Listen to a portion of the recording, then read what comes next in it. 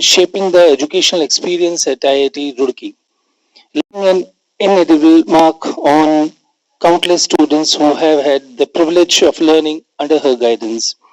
We welcome you, ma'am, in the international conference and request you to present your keynote address. Over to you.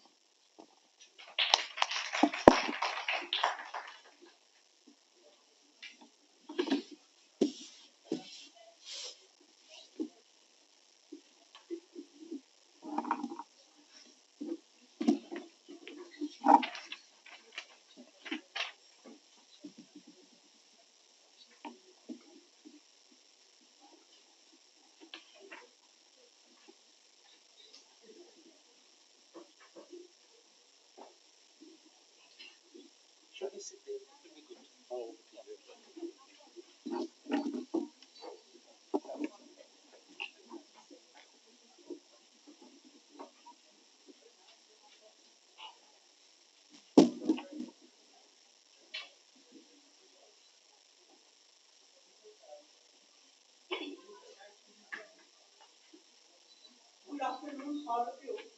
I'm thankful to Professor Sunil Khatri for nice word for me. And I'm also thankful to the organizer of this conference for inviting me to deliver talk of my interest. So here today I am going to discuss the NFCP model for the software reliability prediction and we take the cost of the software maintenance and do the optimization. So this topic is very much important because we have the many system related with the software in our daily life and for the industry also. And in the coming year of the IoT, almost all gadgets are should be related with the software. So whenever there is a failure of the software, so system is halt. So here we discuss what is the software reliability in brief and how we develop the stochastic model based on the non-collision avoidance of it. And we discuss the some preliminary model. Then we discuss the model of the multi-modal reliability group for that one. So software reliability actually gives you the degree of software correctness. And whenever we are doing the reliability model, so we want to predict the failure of the system, and based on that one, we want to show the quality and the reliability goal for that system. So, software reliability we are predicting quantitatively in terms of the probability. It is the probability of failure free software operation for a specified period of time in a specified environment. Hardware reliability, we are not considering the environment, but in case of the software reliability, we are also concerned about the environment because sometimes we have the different places, different types of the team, and different types of the users. So the software should work there also. So here we discuss what is the optimal software release type when we are doing the testing.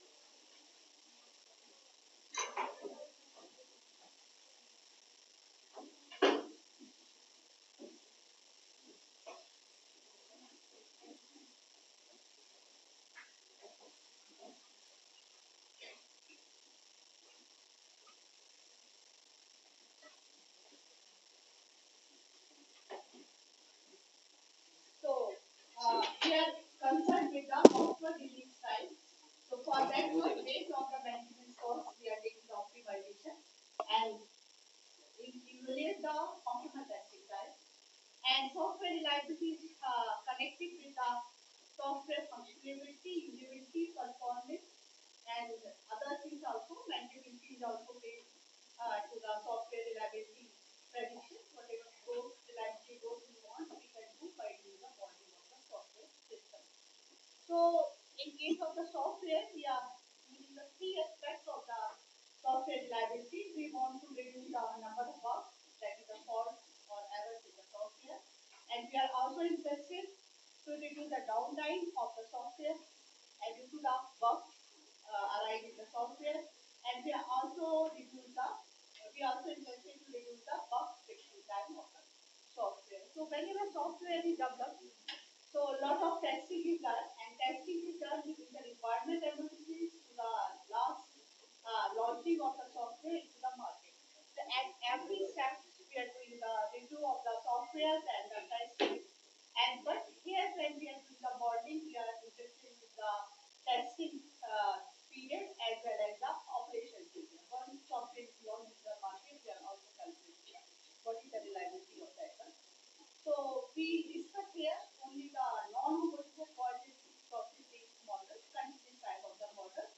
in which we are taking the differential equation of the mean value term, and we are interested in the subterm that the purpose given here in the same point testing the third function. So we discuss that how we double the model based on the non-homogeneous Poisson process.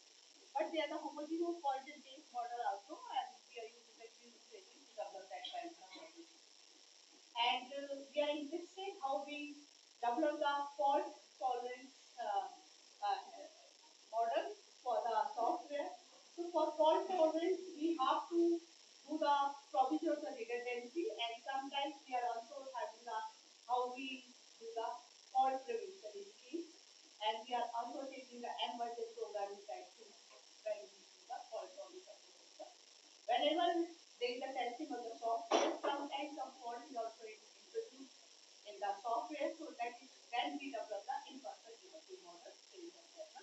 Whatever model we are developing, that is based on the failure type distribution. So for failure type distribution, people are using the exponential, Wavell, log normal, and many other distributions also. And reliability can be considered as your complementary of the failure distribution.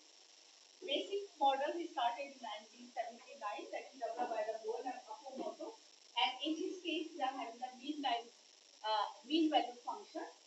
And mean value function, we are taking directly proportional to the number of residual faults into the system. So we have the formulation for the mean value empty in terms of the initial number of defects and B is here the fault detection rate. And the next model, initial model are the S-shaped model in which fault detection rate is not taken to the constant, it is dependent on the time. So S-shaped model start the slow start. So here we are taking the actual data and the model based on the Goel Okamoto and the S-shape. So you can see how for this data it is verified into the data. And whatever software reliability we are taking, we are concerned about the failure, we are concerned about the fault. Fault means some defect in the program that we also for the fault. So for using the software reliability, we are taking the test cases, and by developing the software reliability model, we can improve the software reliability. Also, we are interested in the software release time, and sometimes we are also discuss about how we can improve the software by taking the redundancy into the consideration. So we develop the model by taking the mean value function, which gives you the cumulative number of failures occurs up to the time t. And based on that, when we take the differential equation, then we formulate the cost function and then consider the reliability. Reliability, two types of the reliability we are taking: testing reliability as well as the operation reliability. Here we have the expression for that one, and you can see the both testing reliability we are taking in terms of the empty, and operation reliability is also in terms of the empty. Then I'm considering the derivative of the empty. What is a non-homogeneous Poisson process? Because we are taking all the model based on this one. So you can see the here this is the function. If we are taking the empty constant, so this becomes the Poisson function. So here we take the probability of NT equal to K fault in the system by using this expression. And here MT is we take the in terms of the lambda T, and lambda T is the instantaneous failure rate. And whenever we are taking the software model, we have to take the some parameters. So parameter estimation is required. So basically we are using the maximum likelihood function, and there are the other methods also there. And some statistical tests is also done to check the how good is model fitted to the data. So these accuracy of estimation means etc. we are calculating. And whenever we develop the model, we need the cost function. So different type of the cost function are proposed in different literature. Sometimes they use the risk factor into consideration, warranty cost, or the testing effort function. So we discuss the model in which we are taking the warranty cost as well as sometimes we are taking the post testing value for the software. So mean value function here, first model we are taking the initial model and MDP model. So you can see the mean value function is directly proportional to the residual number of faults. So this is the exponential type of the distribution. A is the initial number of fault in the system and P is the fault detection rate. And next model, we take the S-shaped model. So this gives a slow start in the system. So you can see the here B is not constant, is the function of time. So different functions are used to derive the mean value function for the S-shaped function. Or if we are not taking the BT function of T, so we have the constant fault detection. So here we take a simple model where that is called the delay S-shaped model. So this gives you the idea how we are developing the non-homogeneous Poisson process model. So in delayed S-shaped model, we have the extra junction time between the I minus 1s and I failure depends on the time to the I minus 1s failure. That means whatever fault detection rate we are taking, that is the time dependent. So here we take this Vt as a function of the time. So not necessarily we take this kind of a function, we can take some other function. So this is a well-known function we are taking here. So empty we are calculating for the S-shaped function, this is empty.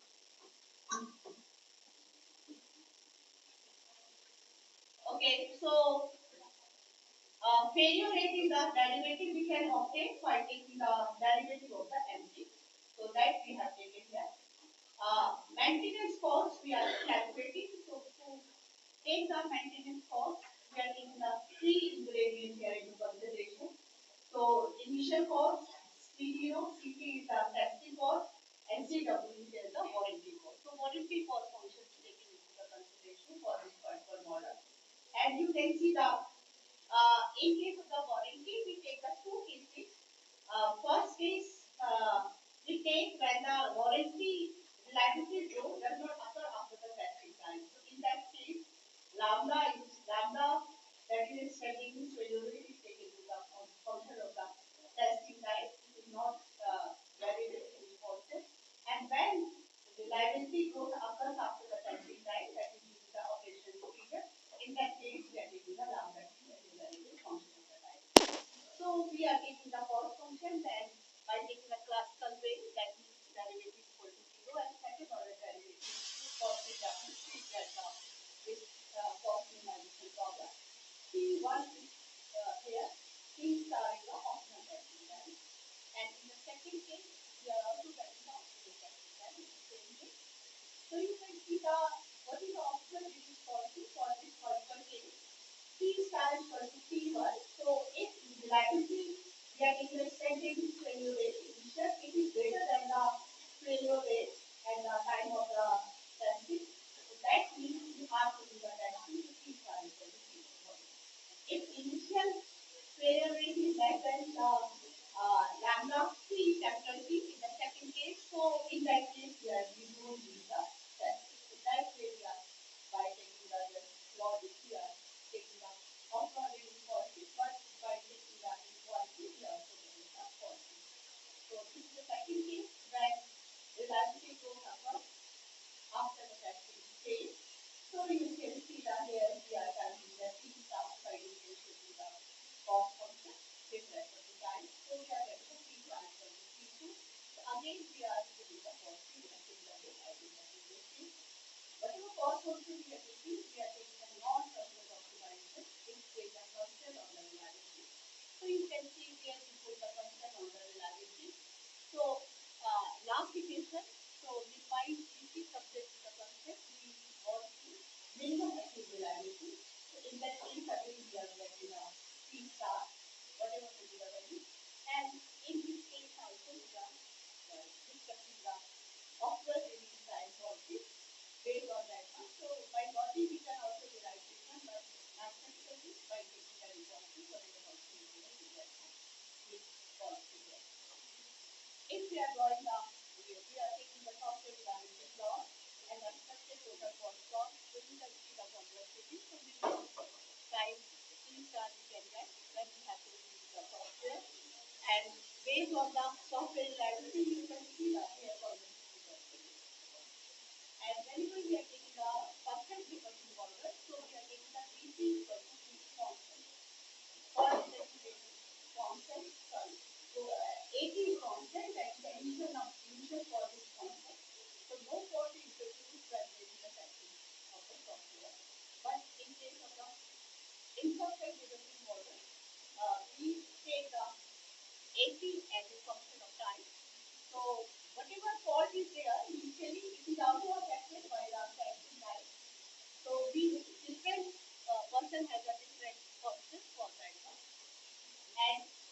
also discuss the imperfect derivative model. So in this case, we have used the warranty cost function. So warranty cost function we are taking in terms of the warranty cost. So here CWC is for the fixed model, we are taking the C cost, constant C0 is the initial cost, CC is corresponding to density, and CW is the warranty cost. So recent change is there. In the software liability models, we are taking the estimate cost function into consideration. These models are also popular, but for the optimization, it functions quite tedious and constant of the process. Once completing was successful, we are taking the cost completion approach. So, and sometimes we are taking the first priority and fifth model into consideration. And if we are taking the testing effort function, the different testing effort function, you can see the exponential, rate, and logistics. People are using that. So we discuss the model by taking the change point and taking the testing effort function also. These models we are not interested. So here we take one model in which we are using the imperfect derivative. Imperfect derivative, we have told you that if there is a fault introduction between the period, so that is called the imperfect derivative. And fault detection factor is also typically into the number of faults detected, the total fault in the software, and change time. So these three aspects we are taking into consideration, and differential equation is already for the unitary function. So this is the function, and CC is there. Fault detection factor, which we are considering as a constant, and increasing function and decreasing function. And this is the same point we are using the fault detection rate in the different interval, and this is the change of the fault detection rate we are using the change. So you can see fault detection rate changing in the different interval, and fault detection rate for the imperfect derivative, that is also changing in the different interval. So MC in this case we are deriving here by using this formula. So you can see that in case of the constant, fault detection factor, MC is there. In case of the increasing function, PV is increasing function, and this is also for the different interval. Similarly for the DC frequency, so we are getting the MC function. So once we have got the MC, then we formulate the power function, but before that one we are interested in the parameter equation. For this model of the equation function that was used. So by constructing the cost is the last equation. So we take the model by taking the constant, that is the minimal reliability achieved using the RC. So this cost optimization problem is solved by taking the classical view and the working interest method also. So once we are taking the parameter estimation by taking the log estimate function, so you can see that the same data is taken as taken by the whole estimate. So you can see the accuracy of the estimation A, and this is the default in the whole model, and B is the average also less than the other two models, 2 and Automoto, and B times is really higher. So B times is really good. So that means model is well suited by taking the parameter estimation, whatever problem you have to do. And optimal disease size is also obtained by considering the cost estimation problem, constant cost estimation problem. So that is this model is better than the previous model. So three concepts we have taken into consideration: imperfect derivative, fault detection factors, and the change cost. And here you can see the cost function graph. Complexity is there. So C starts that we obtain by this derivative approach. So here we are taking the some data, and what is the optimal disease size theta and corresponding minimum cost. And in that model we are not taking the testing effort function. So testing effort function, we are taking the probability density function of testing effort function as a result. So by including that one, we formulate the integration, and they say AP, we take the derivative of AP in terms of the MC, we get the, this is the function with the derivative of the MC. So we are getting the small W keeps setting the ranking into the developer function. So these are the results. Cost function is taken into consideration. Cost term T1 corresponding to testing, T2 cost is corresponding to operational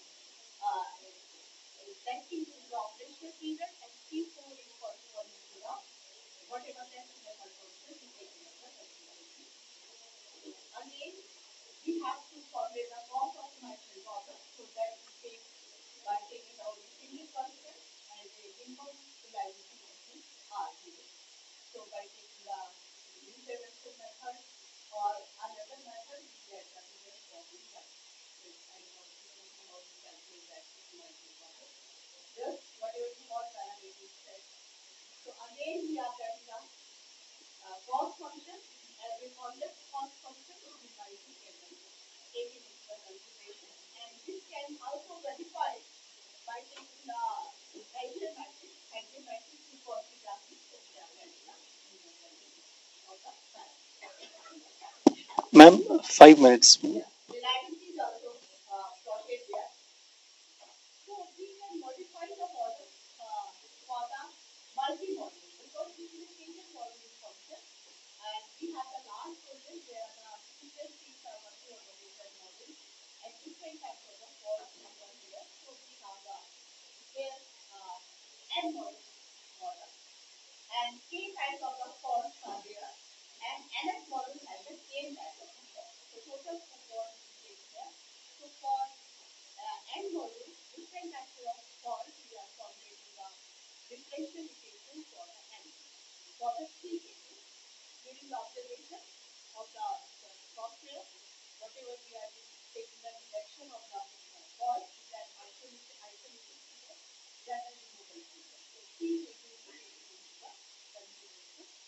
So you can see here testing the fault function is taken into the consideration. This is a variable type of the testing function one. So to compute with the module, this module we are taking there, and kn gives you the k type of the fault for that module. Alpha denote the resistor gain, and n equal to the shape and parameter for the resistor. So for the 3 cases, 3 processes, we are formulating the differential equation in case of, and whatever testing effort function is there, and b is here again the time dependent, so that we are taking the in terms of the testing effort function. Bt you can see in the last equation, that is the proportional to the testing effort function. So because directly proportional is there, if you have the more efforts in the system, so you can detect the more fault.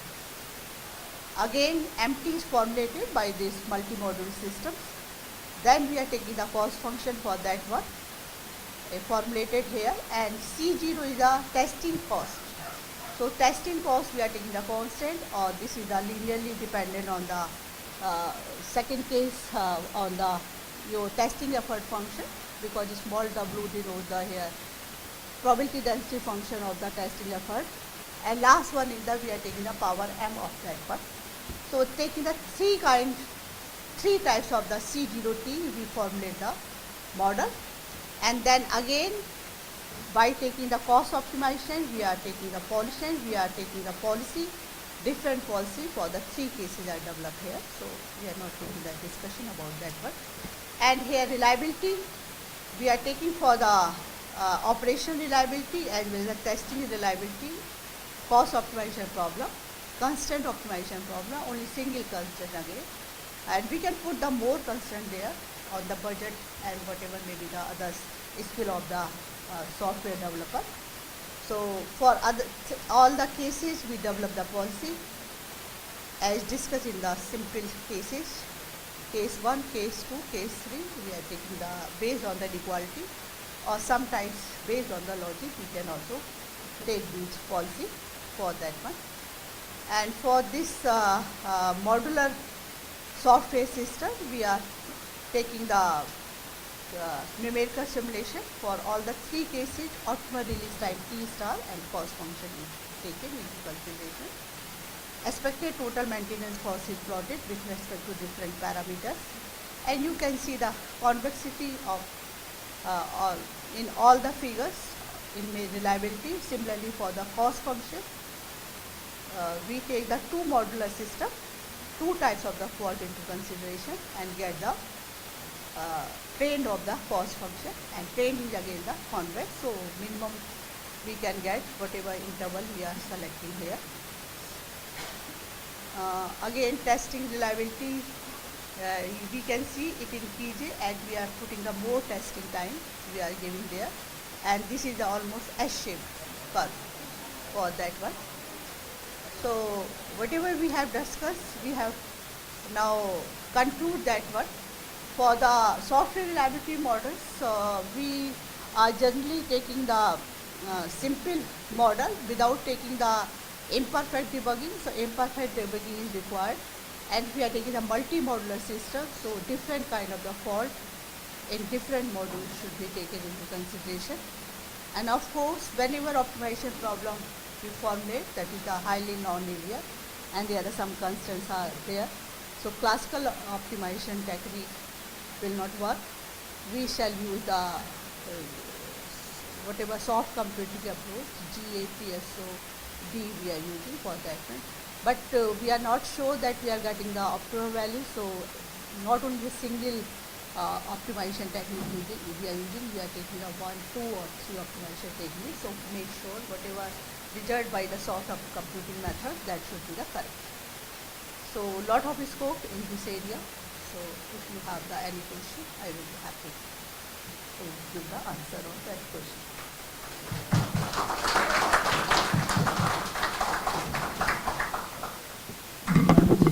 Wonderful presentation. So I will question from myself, and then I will put it open for the audience also to give an answer. Nowadays, when we talk about the software in terms of development of it, they are available on the tools.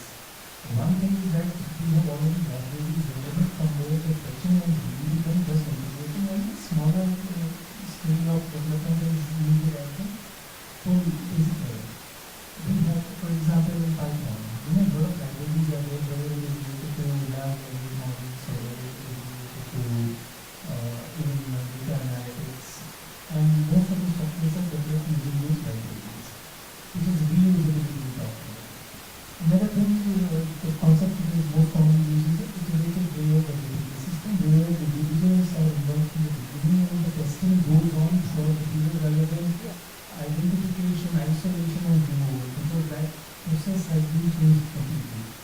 So, how actually when we talk about fault detection factors to be taken care of cost estimation, when you are testing with the ongoing projects from Vietnam itself, when already a lot of libraries are available and you started developing from the test versions from the very beginning stages? Actually, platform are going to change. Now, earlier we are working on some other platform than Python and other. So we have the data for the different platforms. So whatever library is available, we collect the defect data, whatever available. It is not easily available. So we have to take the parameter estimation, whatever defects time is there. Defect, number of defects are there and timing of the failure is there. So based on that one, parameter estimation is done. There is a large number of the data, but we have to some methods to refine that one. So once parameter estimation is done and different types of the whatever model is fitted to the earlier software, not necessarily fitted to the new version of that one. So there is a version change. Their software is developing very fast. This area is developing. So we have to develop the models. Definitely more sophisticated model will work. So I have seen the first Goel and Akamoto model is fitted to the data very easily. But now we have the so many. Yeah. Yeah. So that's why. So we have to. We are not only using a single distribution. Now we are taking the mixture of the distribution. So sometimes mixture distribution will work. With the proportion of the mixture we are taking as stochastic. So that way we have to improve. So whatever model is there, we check it is better than the previous one. Definitely our one is good in comparison.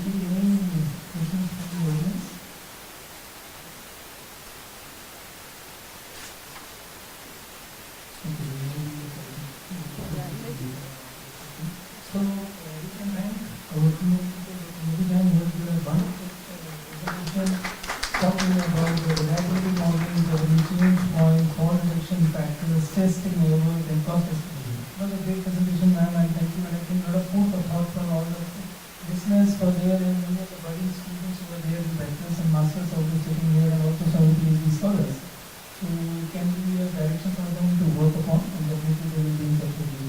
Can we give a big round of applause to ma'am, and thank you for that. With this, now I will invite our next speaker, Professor V.D. Singh, who is Associate Dean in Jawaharlal University. Professor V.D. Singh is currently working as a professor at the Spring GNU. He did his MCA from Mohan Manji Engineering College, Gorakhpur, and did his PhD in the area of software engineering from University of Delhi. His areas of research include empirical software engineering, software reliability, software evolution. He holds 25 years of experience in teaching and research. He has been awarded for his contribution as promising author and researcher in the field of Thank you.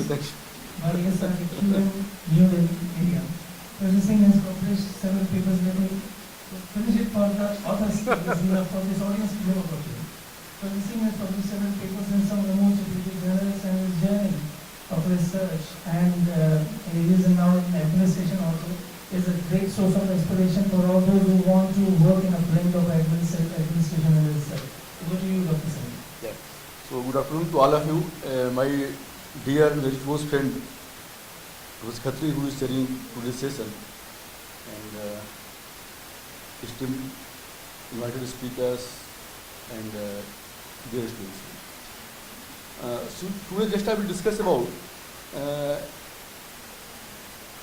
some areas of software engineering. You know, software engineering is one discipline, very famous discipline.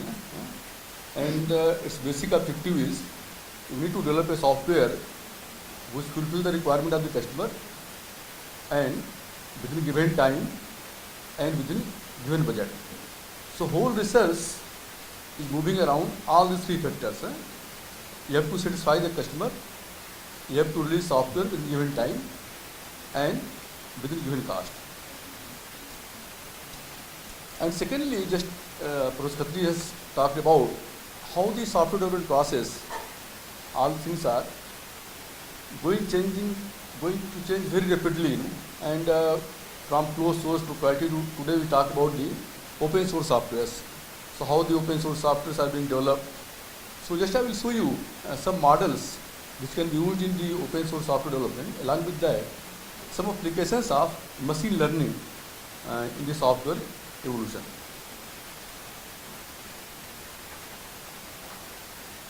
It's very brief about the students know that how this subject has begun, and for you also that suppose some idea came to your mind, don't hesitate. Just discuss that idea with professors and just without any hesitation come out with that idea. So the software engineering discipline physically is emerged as a discipline. In 1968 there was a NATO conference, but this word has been used earlier also. Earlier usage for the term software engineering includes a 1965 letter from ACM President Anthony, lectures by Douglas T. Ross at MIT in the 1950s, and Margaret H. Hamilton, see the pioneer in coining the term this software engineering, and see the first software engineer. She worked for the Apollo mission in NASA. This is a photograph, and it's very important interview of Hamilton. That's an inspiration for all of you also.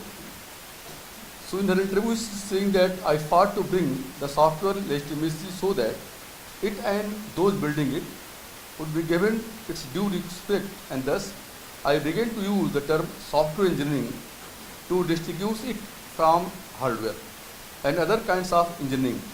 It treat each type of engineering as a part of the overall systems engineering process. When I first started using this phrase, it was considered to be quite amusing. It was an ongoing joke for a long time. They like to kid me about my radical ideas, and software eventually and necessarily get the same respect as any other discipline. So if something came to your mind, don't be hesitate, no. Write a paper. All the innovative ideas are radical ideas, In the beginning, people may not like, but further they can realize it. That's why I just taken this interview from this very good magazine of IEEE Computer Society. Now today, we talk about every sphere IT driven, software driven. So there is a social computing, a way to social computing, an area concerned with the interaction of social behavior and the computational system. How to take advantage of computational power, the IT, just to improve the living standards of people, poor people. So this is a time that, as a student, you have to think about that. What's the problem we are facing and how to solve it by softwares, by the IT tools. This is the time.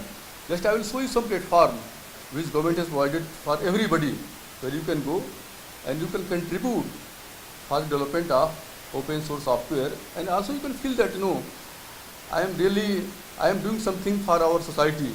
I am really doing for something for our country. Apart from doing BTech or MTech or getting degree or doing job, apart from all these things, you can have a feeling that really I am doing something for the country. There is a center in Trivandrum. It's a International Center for Free and Open Source Software. It's a center of JNU. So linking with the communities, developers, groups and institutions abroad, given the fact software is globalized, it was suggested by the FAST community that this organization is international in character in order to enable ease of working with FAST communities that span continents.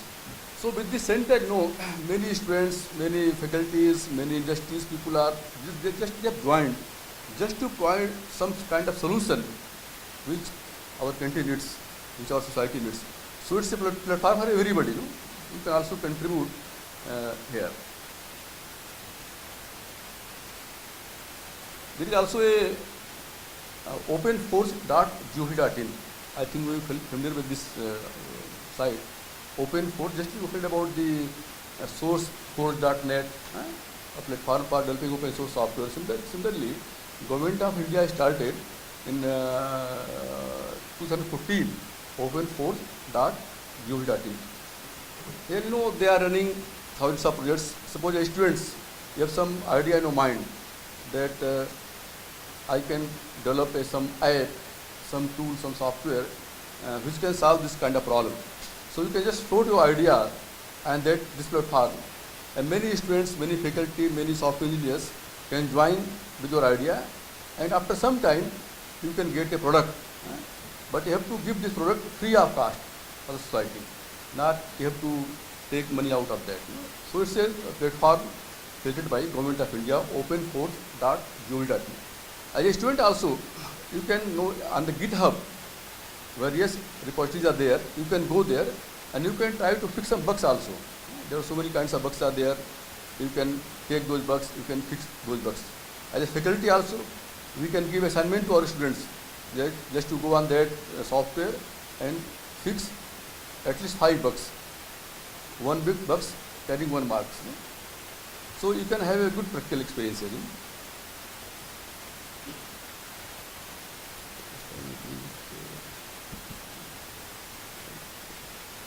So you can just visit this openforce.gov.in. This is the development paradigm of open source software, how open source software is being developed. So just to categorize any user in 2 categories. One we call it active user and there is passive users. Passive are those who are simply using the software. If some bugs are coming, simply they restart the computer. Some problem is coming, they restart the computer. Even they do not bother to report that bug also. They are the passive users. Another category is called the active users. Active users are those who are the contributors. And there are 2 categories on the active users. One is the developer and the non-developer. And the developers, also 2 categories are there. One is the core developer and the code developers. So there are different kinds of the responsibilities at different levels, and there is transition also.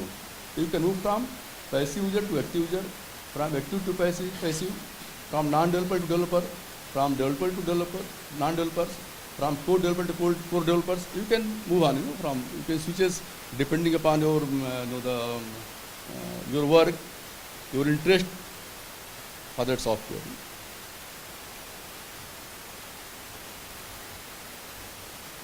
And also, when you go to request for any feature, that is taken care by some other researchers, some other contributors, and who can write the code for that, and that feature can be introduced in the software. And once you download the new version, you can get that feature included into that software.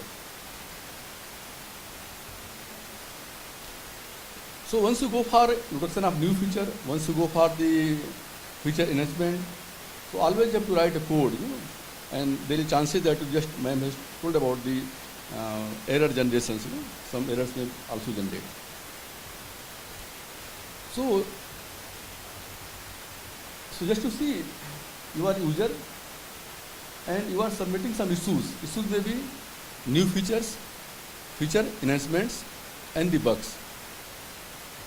And once you are submitting some issues, the triager, they consider it is a bug, it is an improvement, or it is a new feature, and then it is assigned to some fixer, some developer, and ultimately that issue is going to be fixed.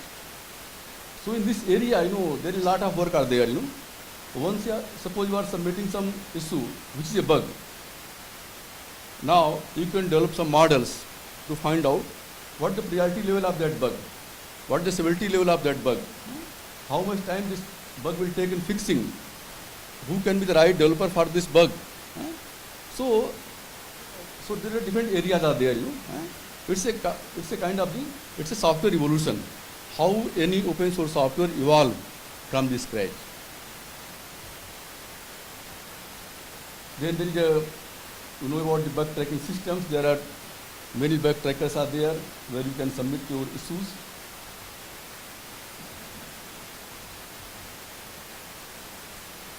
So just to know,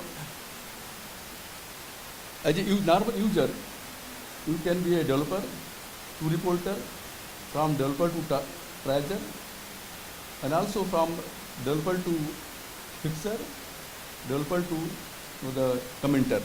So your role may change from time to time. It depends upon how much interest you are taking in developing that software.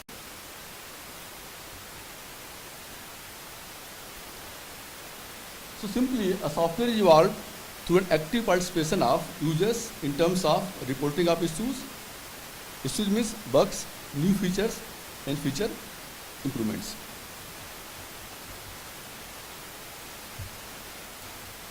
So by considering all these factors, I have developed one model. And we consider 4 things. How new features are introduced, how features are improved, and how bugs are generated from new features introduction, and bugs are generated from features improvement. Just to see here, P is the rate at which new features are introduced. And you are going to improve feature which is already existing in the software. So rate at which, Q is the rate at which feature improvements fit for the new feature introduction. And then you go for rate of bug generated from introduction of new features fit out of total issues, and then rate of bugs generated from the feature improvements fixed at rate Q of new feature fixed at rate of P. So by taking care of all those things, how a software evolve, by feature introduction, feature improvements, fixing of bugs.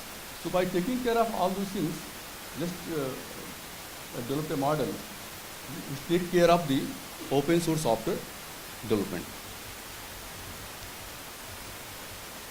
And this is the normal question of that model.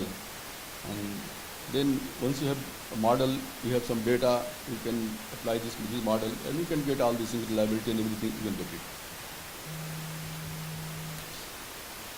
Now second point is that, once you go for software evolution, you are generating a repositories. It may be historical repositories, it may be runtime repositories, it may be code repositories.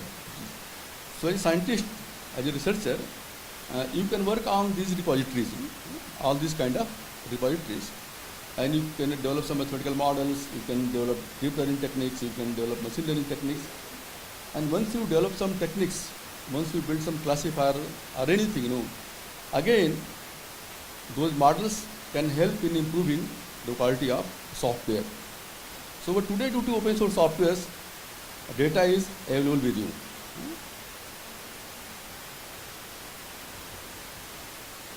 These are the various bug reporting tools are there. So just to see here, what we have as a software engineering data, we have code bases, change history, program states, historical entries. We have all the data. We have data mining techniques, and what are the tasks? Programming, defect detection, testing, debugging. So once you have data, then you can take those data, apply some techniques, develop some models, and then apply those models, and those models can be used in different part of software evolution. Another part is called code change process, and how uncertainty is going to be created once you try to change the source code.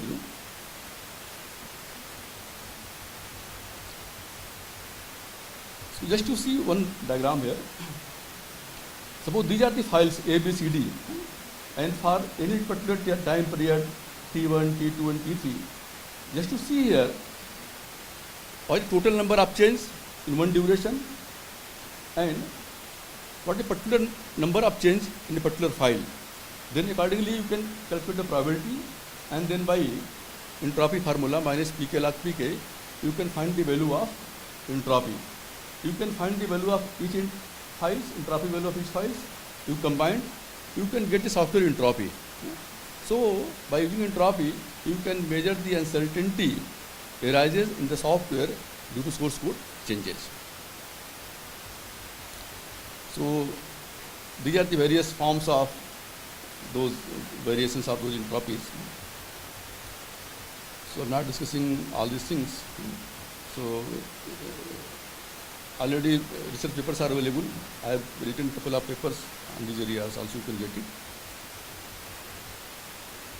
And one important thing is that, once you change source code, uncertainty arises, and then what happens? You can find out the value of entropy, then it's going to be decay over a period of time. So that decay follow different type of distribution functions also, exponential, logarithmic, different type of distribution functions also. So I want to just to show you some models, regression models. So what we have, we find out the entropy value of different month after software. We have the bugs. So based on those entropy value and bugs, we can predict the bugs which can occur in the future by using the support vector regression techniques, linear, polynomial. These are the various the kernel functions by using these kernel functions. So one application is this, during software evolution, once you are getting any repositories, so you can apply those regression techniques. And these are the performance measures, you are aware with all these things. So these are the basically empirical calculations. So you can, once you have repositories of code change history, you can calculate all these matrices, total entropy of the entire duration, total entropy change in a particular file, entropy generated due to code change, due to loop change, due to if-else statement. You can go into inner also like that. So another important point is that when we talk about the software bugs, so bug consists of various attributes. What the priority of that bug, what severity of that bug, and how much time that bug will take in fixing, who can be the right fixer for that bug. So here we can apply the machine learning techniques to build some kind of classifiers, and these are the basic performance metrics, as we are aware about the precision, recall, measure, accuracy, all these things. Just to see here, for any bug, attributes for already fixed issues. Suppose in case of bug reporting, there are some attributes which are fixed when you are going to submit a bug, but there are some attributes which are going to be fixed during the process of fixing that bug. Suppose in case of severity, at the very beginning you are saying that severity will be, it's a higher severity bug. Somebody is saying it's a blocker. Somebody is saying it's a minor. Then who will decide what is the right severity of that bug? In case of priority also. So automated tools have been developed. We have done a good research in this area, how to develop classifiers for bug severity prediction, for bug priority prediction, for bug fixer prediction, and for bug fixing time predictions. So once you have all the attributes like bug ID, summary, severity, priority, and you simply build your classifier on the basis of already existing data. Once you build a classifier, so for the new bug, once you are submitting any new bug, then your classifier will tell this will be the right severity level of this bug. So depending upon the severity of that level of that bug, you can assign that bug to that kind of fixer. Suppose severity level is very low, then you can assign that bug to some low experience person also. If severity level is very high, it's a blocker bug, then you can assign to some person who is very experienced. So all these kind of treatments you can do. So simply you can predict the priority, you can predict the severity. So every attributes, and this is a normal classical process. You can do also research in this area. How to pre-process data. There are different techniques are there. So we have worked on the rapid minder. It's one tool. It's an open source tool, and used for the classification techniques. This is normally a process of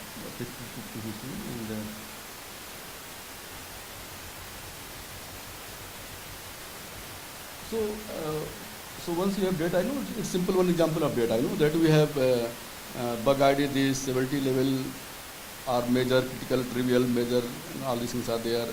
These are the Eclipse products. So we have the data. You can get easily all those data, and then you can apply some techniques on those data. This is the fixed data of the NASA project, and you can extract the features. On the features, you can apply different machine learning techniques. So just I am showing you one result here.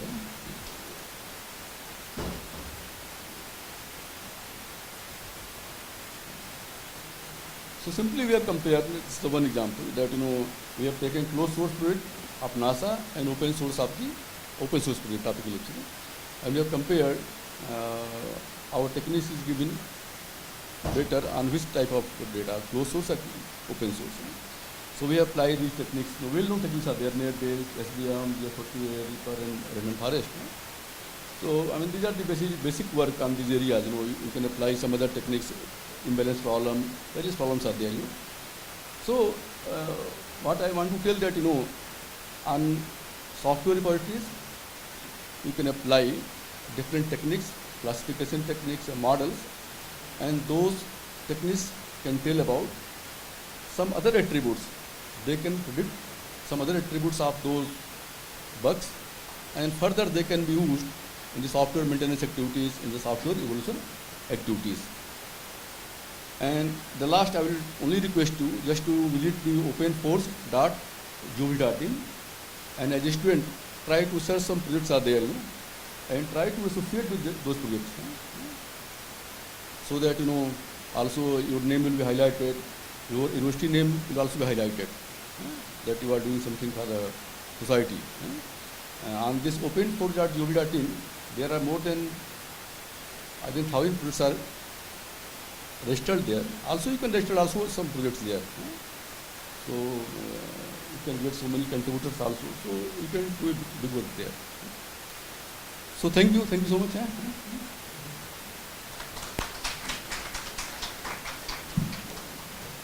Dr. Singh, this is a very important area for the students. I'd like to tell you that while software is also important for mathematics and mathematics is very important for software. The first IT professionals in the world were mathematicians. They didn't know common computer education. So mathematicians have built the foundation for all the communications which are available on these things. So how important is the best mathematicians paid in the world today are from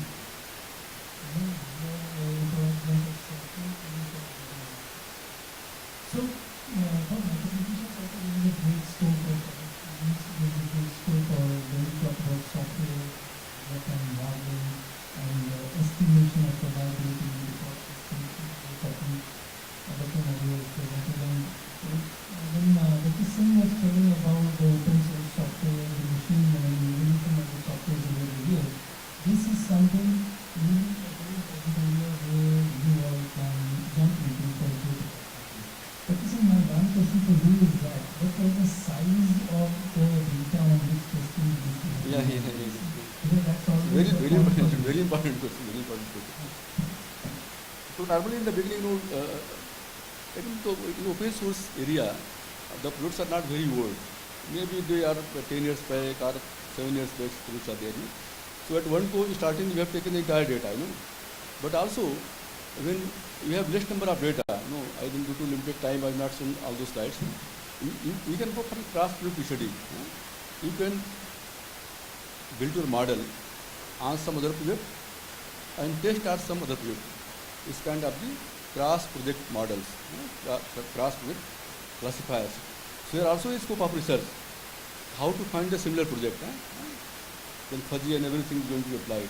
So on similar projects, you can test, you can build your classifier based on the project which is already existing, and you can train the model and test on some other project which are totally new. And in case you have very limited number of data, you want to again build your model on that data, then you have to go for the different techniques, smoothing and all those techniques are there in case of less numbers of data. But here in case of open source, the cross project concept is very much applicable. We have also written some couple of papers in this area. Thank you, Dr. Singh, for this wonderful presentation. Thank you for this presentation by Dr. Singh. And as Dr. Modi also had to join for the presentations and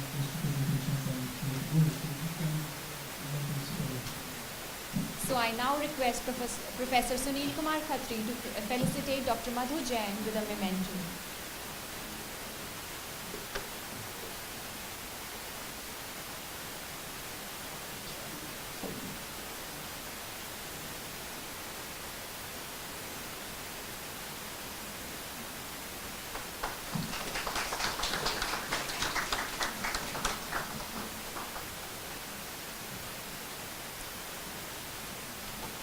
I request Professor Sunil Kumar Khatri to felicitate Professor V.B. Singh with a memento.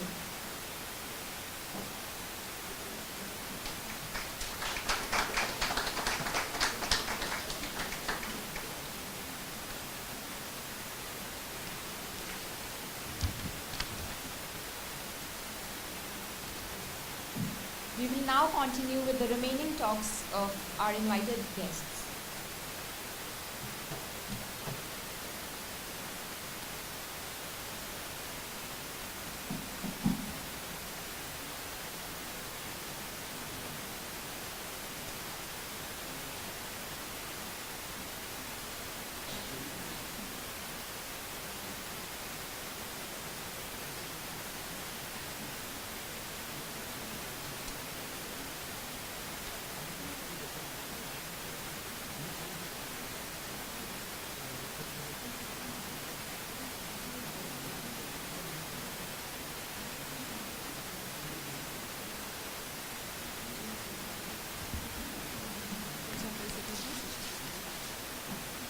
I now request Professor H.D. Arora, Head of Department of Mathematics, to kindly felicitate our session chair, Professor Sunil Kumar Khatri.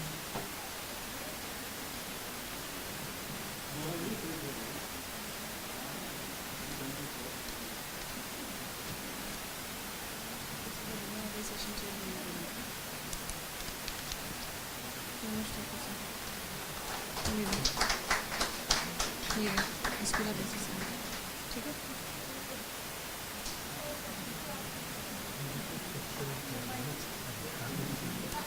Okay, Mahesh Thakur from, ठीक है,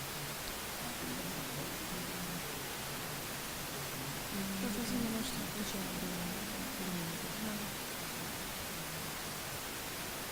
We now request Dr.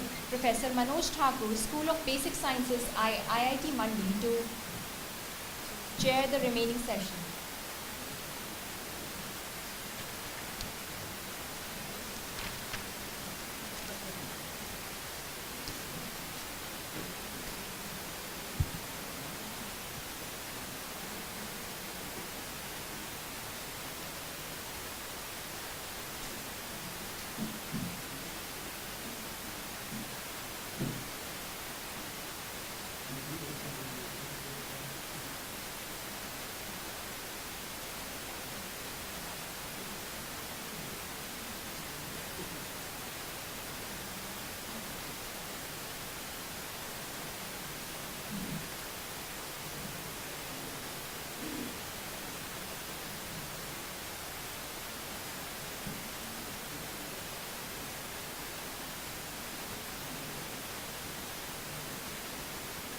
I request everyone to please maintain silence.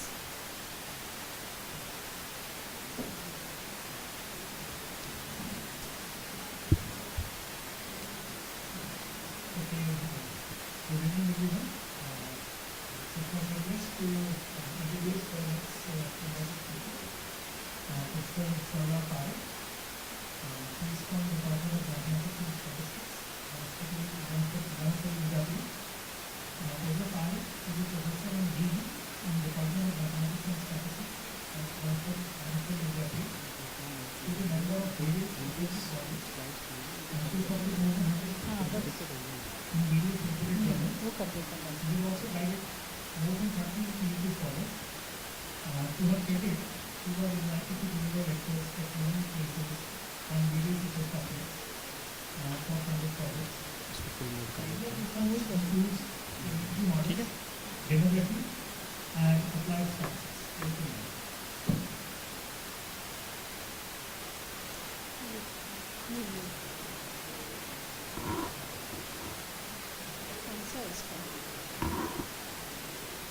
Pointer नहीं, इसी पे क्या, नहीं नहीं इसी पे।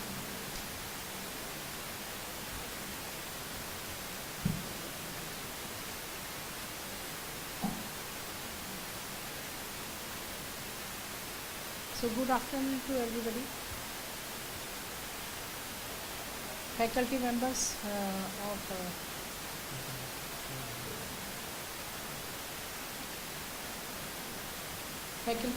of MET or outside the MET, and dear students.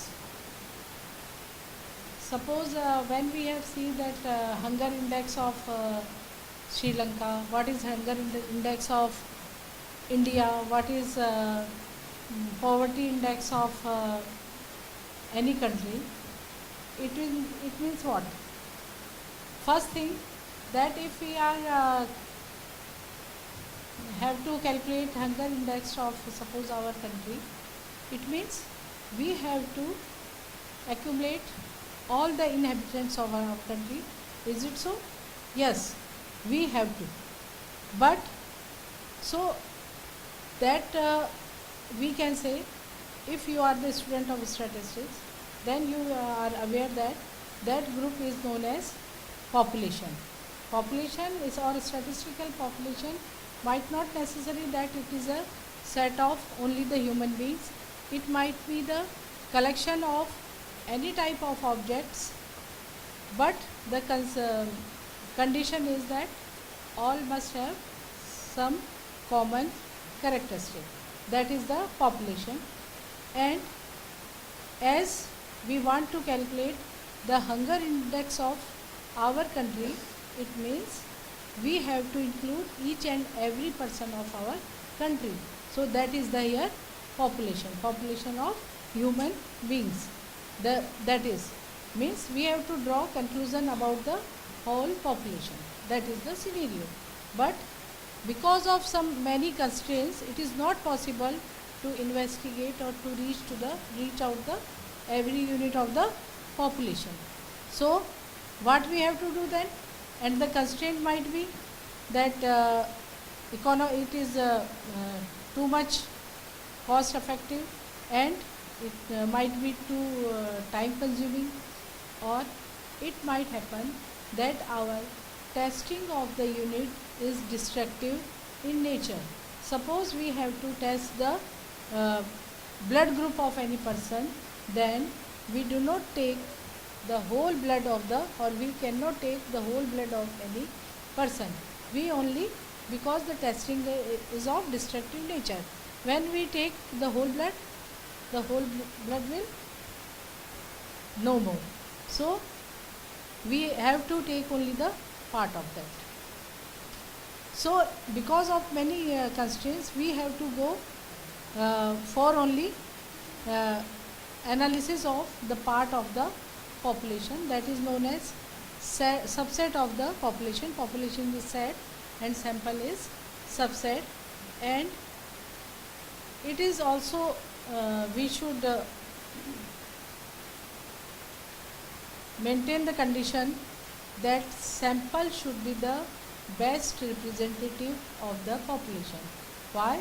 Because we have to draw all conclusion about the population, but we are analyzing only the part of the population, and on the basis of that sample we are drawing conclusion about the population.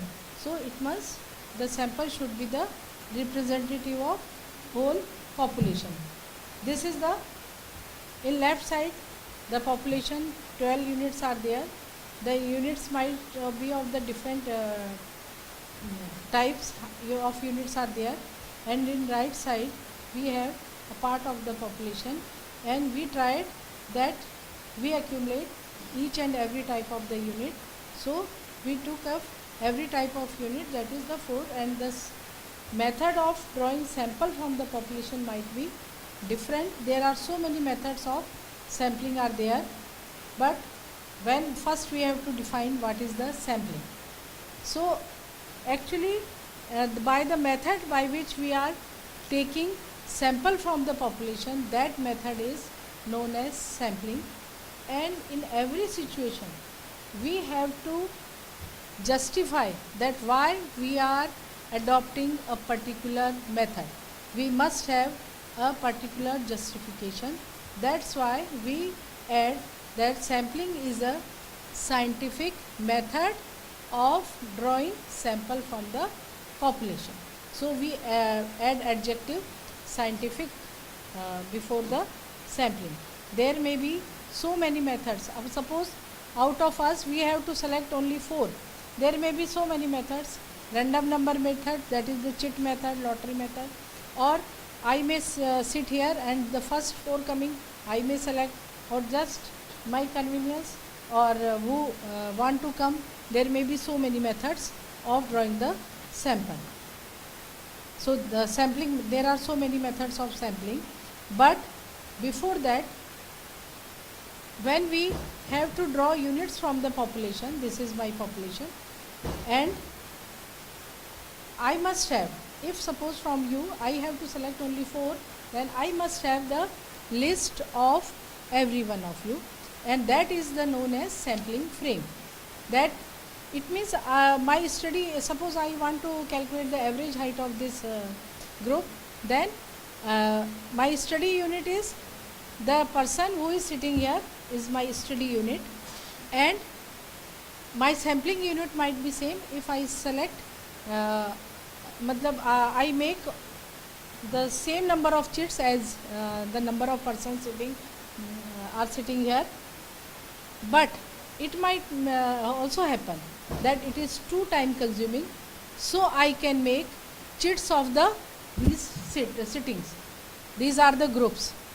So I can when I select only the 2 chits, this is first table, second, third, 4, 5, 6, 7, 8, 9, suppose 10 chits are there, and from that I select only the 2 chits, and then my sampling units, my study units are same here, the persons who are sitting here, but now the sampling unit is different. The sampling unit is the group of the sittings is my sampling unit. So these are the two examples. In the first example we see the sampling unit and my study unit both are same. In the second I can see the groups, the different groups are the different families.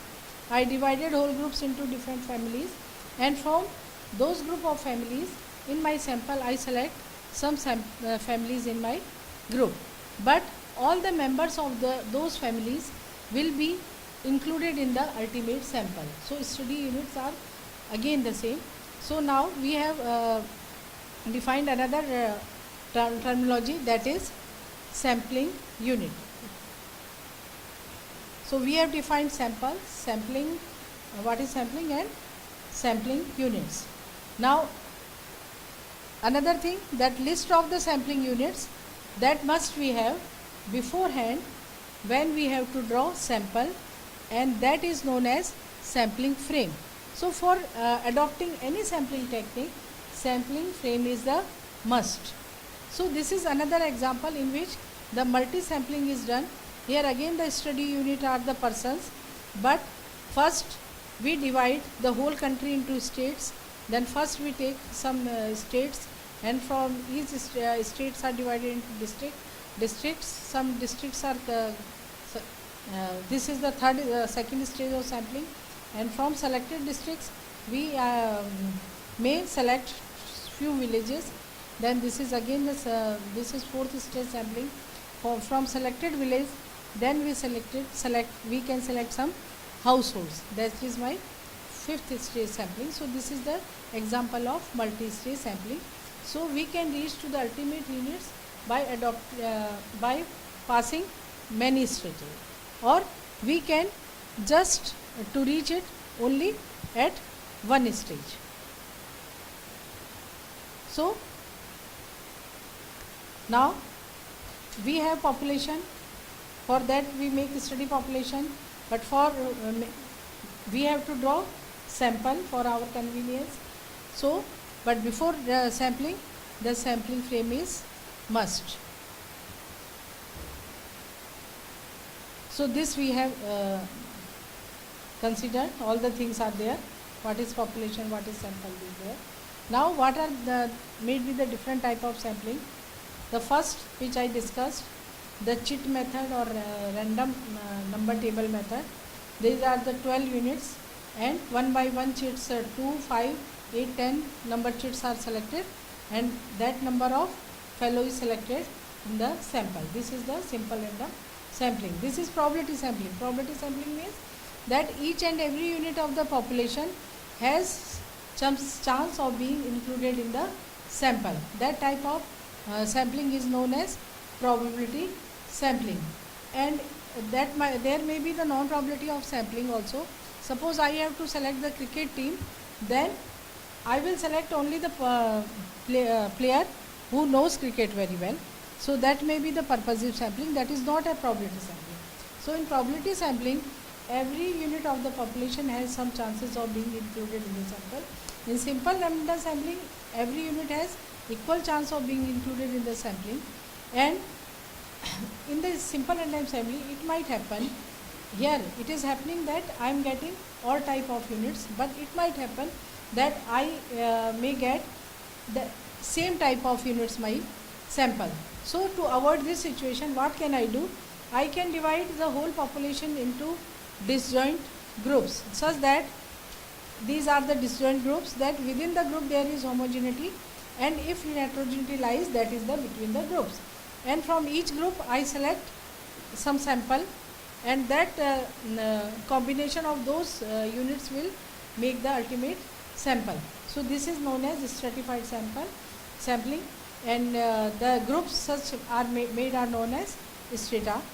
And if in place of stratification, I divide whole population into different groups, such that within the group there is every type of characteristic is there in every group, then I can select only the one or two groups in my sample, and that is the example of cluster sampling. One more method, systematic sampling is there, that first unit is selected randomly, and after that units are being selected with fixed rule. In this I select one unit randomly, that is second, and after that every third unit is being included in the sample. This is an example of systematic sampling. So this is again the description of simple random sampling. Stratified sampling. In stratified sampling, when we have to allocate the size of sample from each stratum, then there may be the some different type of allocation. If I draw the same number of same size of sample from each stratum, that is equal allocation.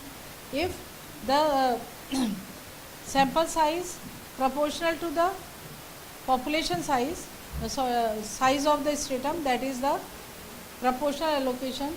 And if in place of only the size of stratum, Ni is proportional to capital Ni as well as variability of the stratum, that is optimum allocation. One more allocation there, when cost is also included, cost of stratum, then Ni is proportional to capital Ni Si upon Sci. Capital Ni is here the size of ith stratum, small ni is the sample size, size taken from the ith stratum, and capital Si is the measure of variability of ith stratum. Now we have discussed the simple random sampling. In each and every unit has equal chance of being included in the sample. Now suppose we have plants in my garden, and these are the, suppose the in the fifth number plant there are so many leaves on that plant, and this is very few leaves are on this plant, and if I gave same amount of water to each plant, I think then I am not giving the unbiased judgment. So for that what should I do? I must take the size of the plant or the number of leaves on the plant. That must also be considered while taking the sample, and that is the concept of probability proportional to size of sampling. Means the units which has larger size must have greater chance of being included in the sample.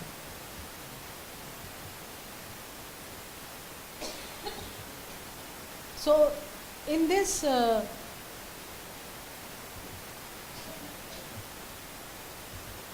here what we are doing, actually we are trying to consider when sampling frame is not completely known to us and we have to apply probability proportional to size sampling. Then how to tackle this problem, that we will focus now. So in this case, the first in 1946 Hansen Horwitz considered the non-response issues in the made survey.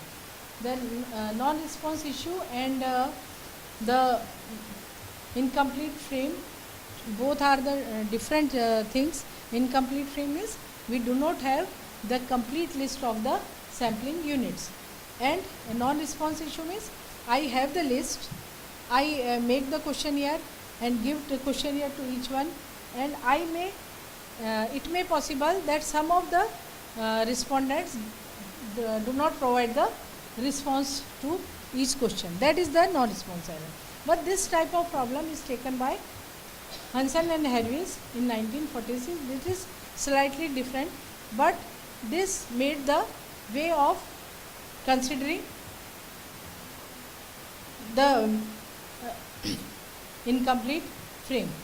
Now the Hansen Horwitz with Jabin 1960 suggests a predecessor-successor procedure of getting data if some units are missing, means frame is incomplete, then what method can be used for the sampling.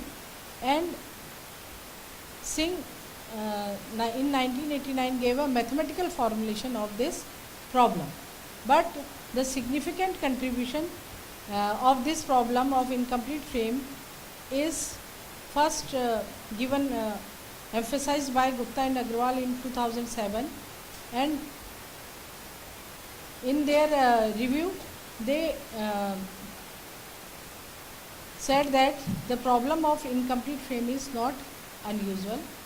And another thing what they came to the conclusion that estimators for different sampling techniques are needed to be developed in situation of incomplete frame. There are so many estimators are available for complete frame, but for incomplete frame very few estimators are available. So estimators for incomplete frame are to be also be developed. And Gupta and Agrawal also tried to develop some estimators in this situation. In 2008, Agrawal and Gupta developed methods to estimate mean and variance of target population, and for that what they did, they divided thought that the population has two parts, one is complete frame and one is of coming from incomplete frame, and from both they used simple random sampling process and they developed this estimator. In 2013 again Gupta and Agrawal took this problem for two-stage sampling, and in 2019 Joshi et al. Proposed the weighted product estimator for mean population mean for incomplete frame, and in this case the sampling scheme was same as in which was given in serial number 1. And Joshi and et al. Again developed this estimator in case of for using ratio estimator. For the information in complete frame they use ratio estimator, and for the incomplete frame they used only the simple random sampling का जो simple estimator है, usual estimator that. And in the same year they developed the regression estimator in case of incomplete frame, but we can see that no one has used the PPS sampling in their frame. So we tried the weighted PPS estimator for population mean, and naturally as in all estimators the calculation was done, bias and mean square are calculated for proposed estimator, and its efficiency was also compared with some developed estimators, and those was done with some illustrated example. So here I try to describe some procedure, how the procedure is of sampling is being was done. So we assume that our population size n and n1 units which are in sampling frame, and n2 is units which are not in the frame.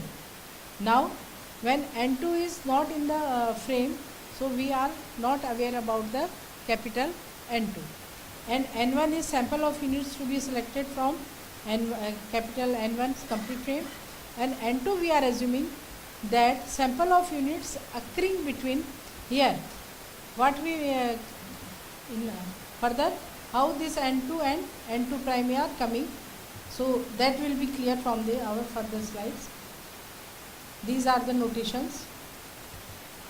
Now see, this U1 is the first unit in the complete frame, U2 is the second unit in the complete frame, and so on. But when I take a sample from the complete frame, so this is my first unit which comes in the sample, this is second unit, this is from complete frame. And what is M1? After U1, which is the next unit in the sample complete frame, that is U2. So what will I do? Manually I will observe how many units are left out between U1 and U2. That I have to do manually. So that's why I took the symbol M here. So M1 are number of units which are left out between U1 and U2. Similarly M2, so and up to N1. So this for N1 sample size from complete frame, this is to be done manually. And this from this figure it is clear. Now suppose there are so many units are left out manually. Can we find out the manual? Suppose there are so many units are left out, so it is not possible to find out all units manually. So what we will do, we will find out or we will select for just few units. Suppose if I get M1 or M2, M3 significant number, then I will left out, and that will my N2 prime. So from these M1 plus M2 plus M3 plus N1, I will take out a sample N2 prime. So this is the way from sampling is done in case of incomplete frame. So these are naturally we can see how these are calculated. So these are for values of from MI values we can calculate all these. And my the proposed estimator here, the weighted is for complete frame, the Hansen-Harvey's estimator, PPS estimator was used, and in this simple random sampling without retracement estimator is used. And it was found that our estimator is unbiased.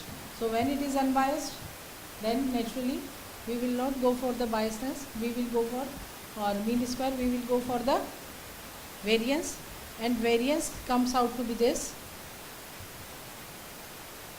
and estimate of the variance comes out to be this. Now the another thing what we want always in sampling, thus we always try to minimize the variance. So here also we want to minimize the variance. So we minimize variance with the two conditions. One, that W1 plus W2 is equal to 1. So from this there are two equations, two are unknown there. So W1 and W2 are calculated. Now the second condition, that sometime cost is very important. Money is always constrained to us. So cost is fixed. Then how the variance is minimized? Then we use Lagrange's multiplied lambda, and we find out the minimum. Then K factor also came, then K and this minimum variance came out to this. And now as I said, but just few minutes only, the efficiency was compared, and the example, this example was taken, and this is hypothetical example, and this is taken by Gupta and Agrawal. And in this shaded areas are X is our family size, and Y is the expenditure, and these are the serial numbers of the family, and it was assumed that these 2, 3, 7 are the unknown, in this are in the incomplete frame. So we can see 70 are the incomplete frame and 30 are out of the frame. So these random numbers are selected, and this 38, just I'm explaining one example. What is this 38? This 38 is 38th number of incomplete frame. So in 38th complete frame is not this 38 serial number. This 38, in this listed 7, 6, so you can see that 38, where 38 comes, 38th number of selected units. So I think that comes at the 51. At the 51 serial number, 38 complete frame unit comes, and this, for that X is 3, Y is this, and we see that the next unit 52 is also incomplete frame. So their MI is 0. So all MIs are calculated in this way, and these are our X bar, Y bar and sample means.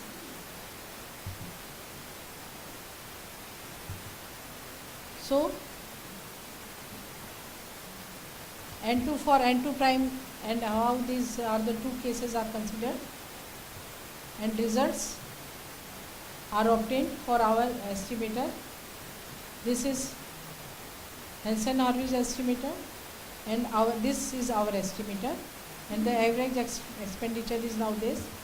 And when it is compared to the Agrawal estimator, we found that in case of our estimator, the standard error is 1.663, and in Agrawal estimator the standard error was 1.73.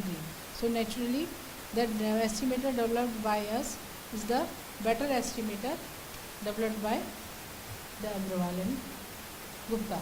So future direction, there are lots of scores, so many sampling techniques which can be applied in incomplete frame. So those can be included, and we can develop so many estimators for incomplete frame.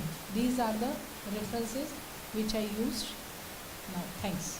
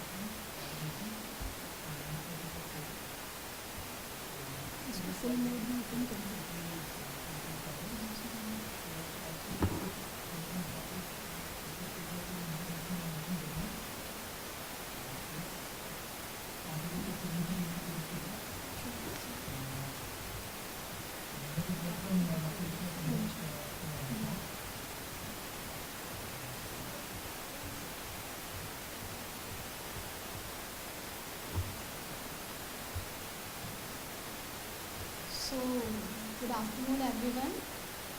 First of all, thank you sir. Congratulations to the organizers and the conveners to conduct this international conference ICRT 2023. As the goal of the conference to share new tools and technologies to solve real world complex problems.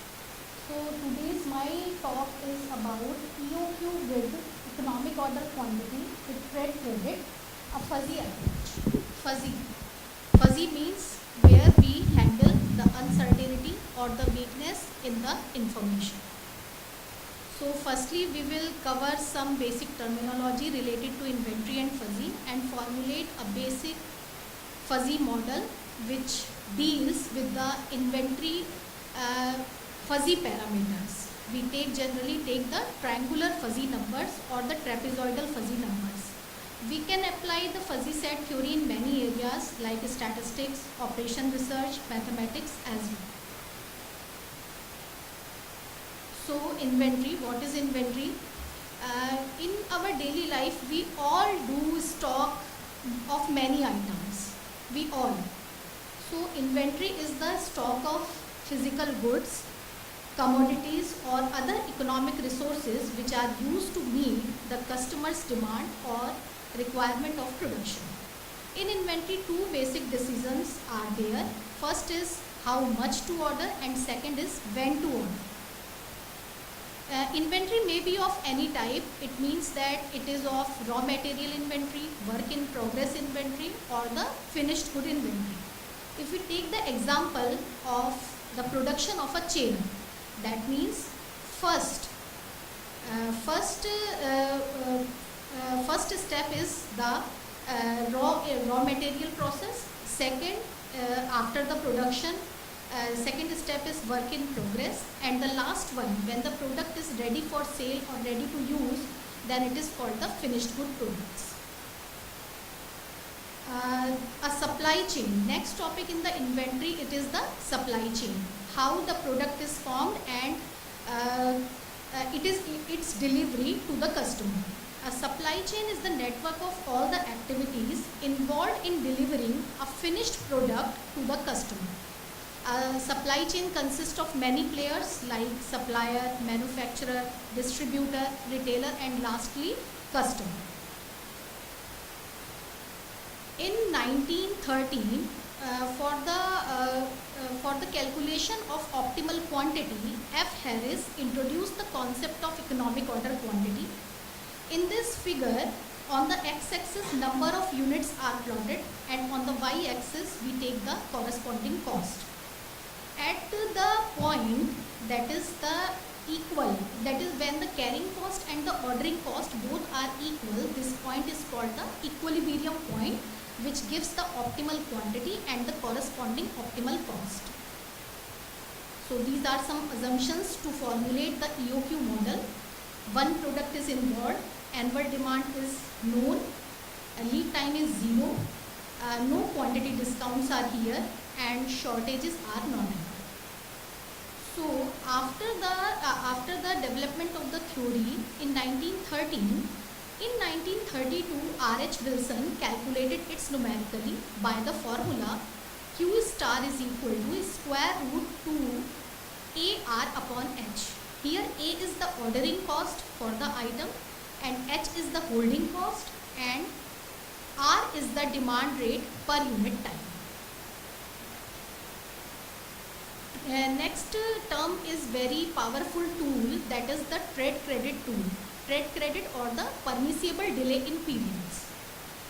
It is very important to a coordination or collaboration between supplier and the retailer. So trade credit exists when one firm provides goods or services to a customer with an agreement to bill them later.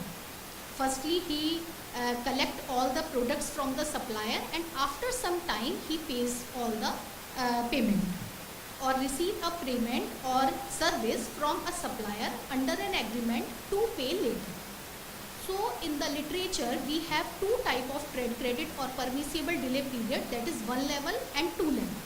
If we have only two players in our supply chain, that is only the supplier and the retailer, then it is called the one level trade credit policy. And if we have the three players or more than three players, that means supplier gives trade credit to retailer and retailer gives trade credit period to his customer, then it is called the two level trade credit period.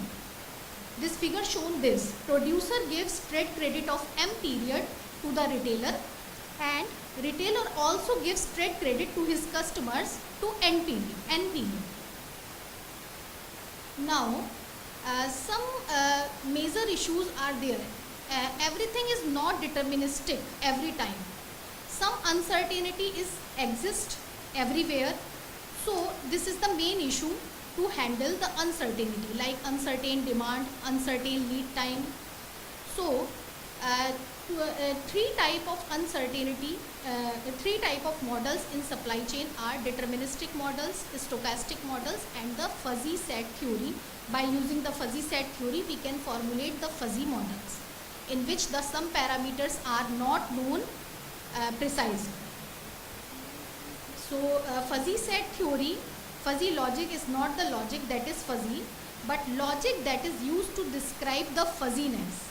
Fuzzy logic is the theory of fuzzy sets that complete or that calculate the vagueness, like temperature, height, speed, distance, beauty, all come on a sliding scale. We can compute the beauty of any person, like कोई कहेगा ये बहुत beautiful है, anyone says ये beautiful नहीं है. तो अगर हम टू सेट्स की बात करें, जैसे कि क्रिस्प सेट जो कि हम ऑलरेडी पढ़ते हैं अपने 10th 12th में, and next is fuzzy set. In the crisp set only two possibilities are there, yes or no, but in the fuzzy set we have many possibilities, infinite many possibilities. In 1965 Lotfi Jaydev introduced the concept of fuzzy set and he becomes the master of the fuzzy logic. He gave many research papers and gives valuable information, valuable papers in the fuzzy set theory. So this slide gives the introduction of classical sets, where we have, if we have the information is true, then it gives by the value 1, and if the information is false, then it gives the value by 0. So only two possibilities are here for the crisp set theory. But in the fuzzy set theory, we have some more informations between 0 and 1. 0 and 1. So here the membership value of any element lies between 0 and 1. If it is 0, then the element is not in the set. If it is 1, then it is completely in the set. And if lies between 0 and 1, then we can say that it is partially entered in the set. Or so here one example, पानी गर्म है, तो किसी के according पानी गर्म हो सकता है कि हाँ हॉट है, किसी के अकॉर्डिंग नहीं हो सकता. तो अगर क्लासिकल सेट की बात करें तो येस और नो दो रिजल्ट आएंगे. लेकिन यदि हम फजी सेट्स के बारे में बात करें तो वहाँ पर हमारे पास मैनी मोर पॉसिबिलिटीज़ हैं. जैसे यहाँ पर हमने लिया है for the fuzzy logic we take 3 possibilities. Very much, पानी बहुत ज़्यादा ठंडा है. Take the possibility 0.9. 0.9 indicates that 90% chances that the water is very much hot. Second, we take little, water is little hot. We take the possibility for this 0.25. So 0.25 indicates that 25% chances that the water is little hot. And last one is very less. Someone says that it is very less hot. So it's take the possibility 0.1 indicates that 10% chances that the water is very less hot. So in the fuzzy set theory, we take every point between every number between 0 and 1. One more example is here, tall man. Man is tall. So according to crisp set theory, we have only two possibilities, 1 and 0.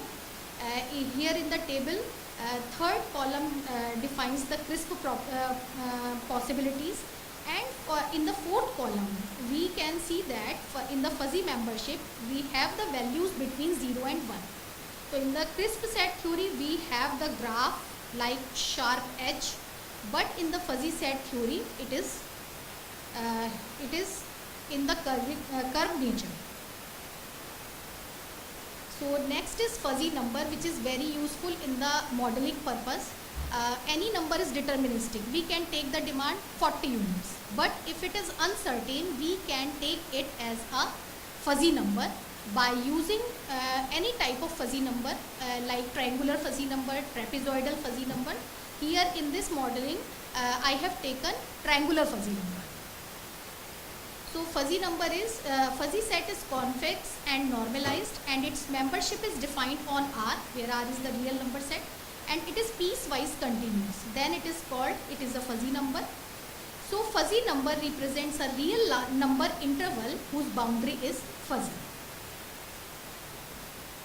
This is the triangular fuzzy number representation. Here A tilde. A tilde represent A is fuzzy, and we can take it as a triangular fuzzy number. Means A1, A2, A3. A1 is the lower boundary point, A3 is the right boundary point, and A2 is the peak point. So for this representation, x-axis defines the number, and on the y-axis we take the corresponding memberships. So A2 has the membership 1, and A1 and A3 has the lower membership. So for this we can define mu ax. Mu ax means membership function for this triangular fuzzy number A. So for the points which are less than A1, we have the membership 0. For the points which lies between A1 and A2, we have the membership function x minus A1 upon A2 minus A1, like the slope of a straight line. Next, A2, when the elements lies between A2 and A3, the membership function is defined by, membership values defined by A3 minus x upon A3 minus A1.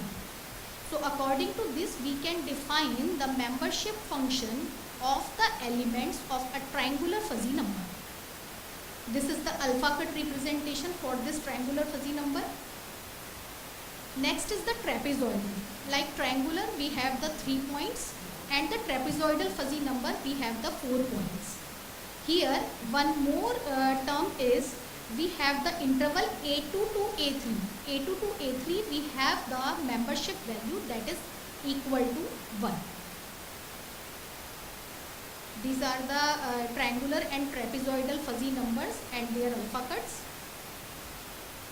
After we firstly we formulate the model in fuzzy sense, taking the parameters as fuzzy triangular fuzzy number or the trapezoidal fuzzy number. After that, we want to find the output in the crisp in an approx value, deterministic value. So we defuzzify the model by applying the suitable methods. Here the method, first method is centroid method, which is based on the center of gravity method, whose formula is x star is equal to integration x mu cx dx upon integration mu cx dx. By this formula we get the value x star, which is the defuzzified value or the crisp value. Mathematical modeling for crisp and fuzzy inventory model. Here is some model in which we form a crisp model and also a fuzzy model. So many researchers already done lot of work in EOQ models in deterministic sense and EOQ or trade credit models in the fuzzy sense. So these are the assumptions for the model. The inventory system under consideration deals with a single item. Replenishment rate is infinite, shortages are not allowed, lead time is 0 and negligible, unit selling price is greater than the unit purchasing price, and the supplier offers a credit period of M days to the retailer. Here in this paper we use one level trade credit policy. Only supplier offers the trade credit to the retailer, but retailer offers no credit period to his customer. So these are some notations. Here capital R denote the annual demand for the crisp model. R tilde, that is fuzzy representation, fuzzy annual demand, and these are the notations. So firstly we formulate the crisp mathematical model. For the crisp model we want to formulate a model to optimize the cost, to minimize the cost.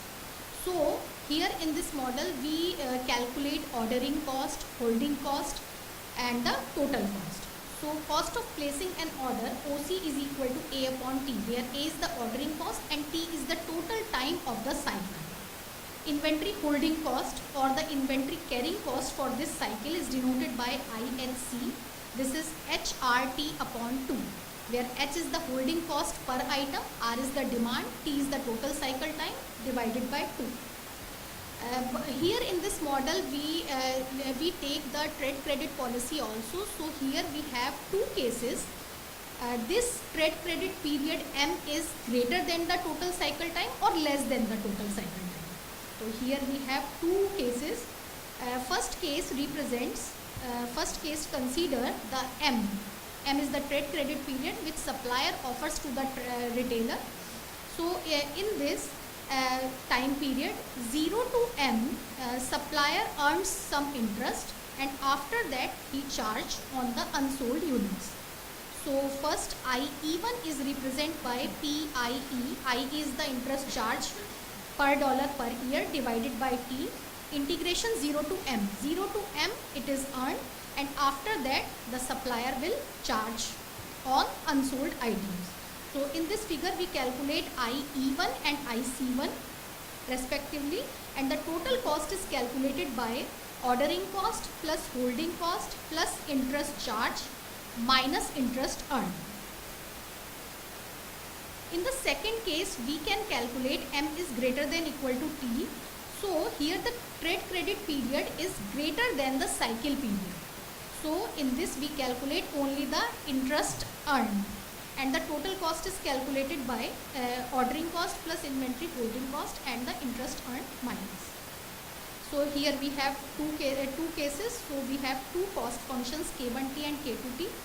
by the classical optimization technique, that means first derivative of cost function we calculate by this, and the second derivative for the cost, its value is greater than 0, and for the profit function its value is less than 0. So by the optimization of cycle time, by the optimization of cost, we get the total cycle time T1 by the cost K1 by calculate, and for the time T2 we can calculate it by the cost K2. So this framework is the CRISP framework. All the parameters are known, but in this paper we have taken ordering cost is fuzzy, demand is fuzzy, and P is fuzzy and represented by the triangular fuzzy number.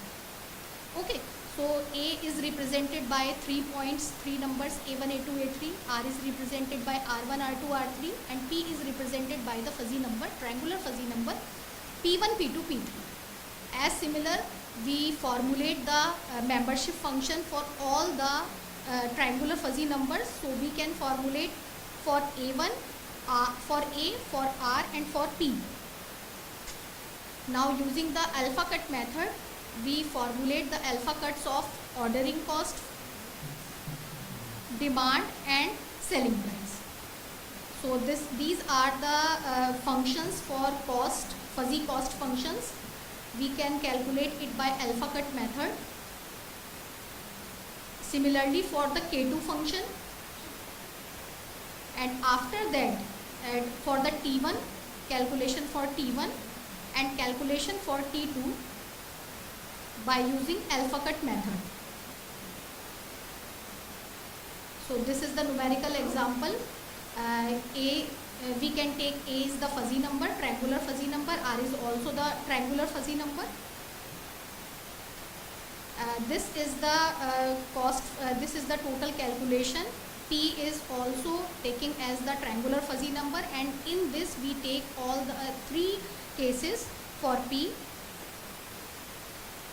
So here some observations are by the calculation. When M is increasing, the optimal cycle time and optimal cost for the retailer is not increasing. P is increasing, the optimal time and the optimal cost is decreasing. The retailer will not order more quantity to take the benefits of the delay payment more frequently when there is a larger difference between the unit selling price and the unit purchasing price. This is the cost convexity graph. For all the cases, M is equal to 0.04, 0.08 and 0.12. These are some conclusions from this, and some further study points are here. M is also fuzzy in nature. If we take M is a triangular fuzzy number or the trapezoidal fuzzy number, or we can take the defuzzification methods like center of gravity method. So here we can take also graded mean integration method and the sign distance method and compare all the results.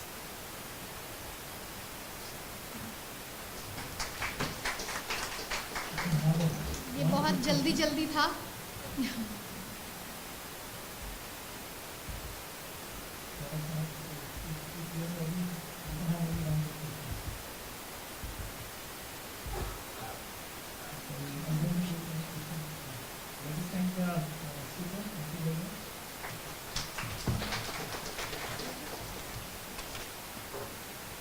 I now request Professor Manoj Thakur to felicitate Professor Sarla Parekh with a memento.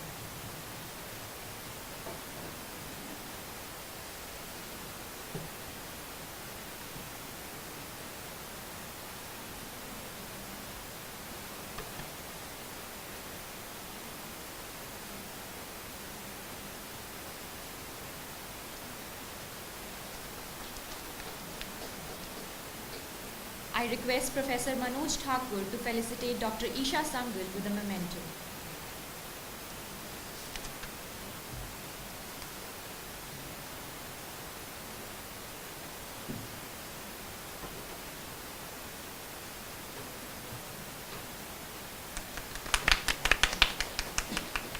We would now like to invite Dr. Manju S. Prasad, Banasthali University, for oral presentation. 8 minutes presentation and 2 minutes for question and answer. Judges for the oral presentation are Professor Vijay Kumar and Professor Manoj Thakur.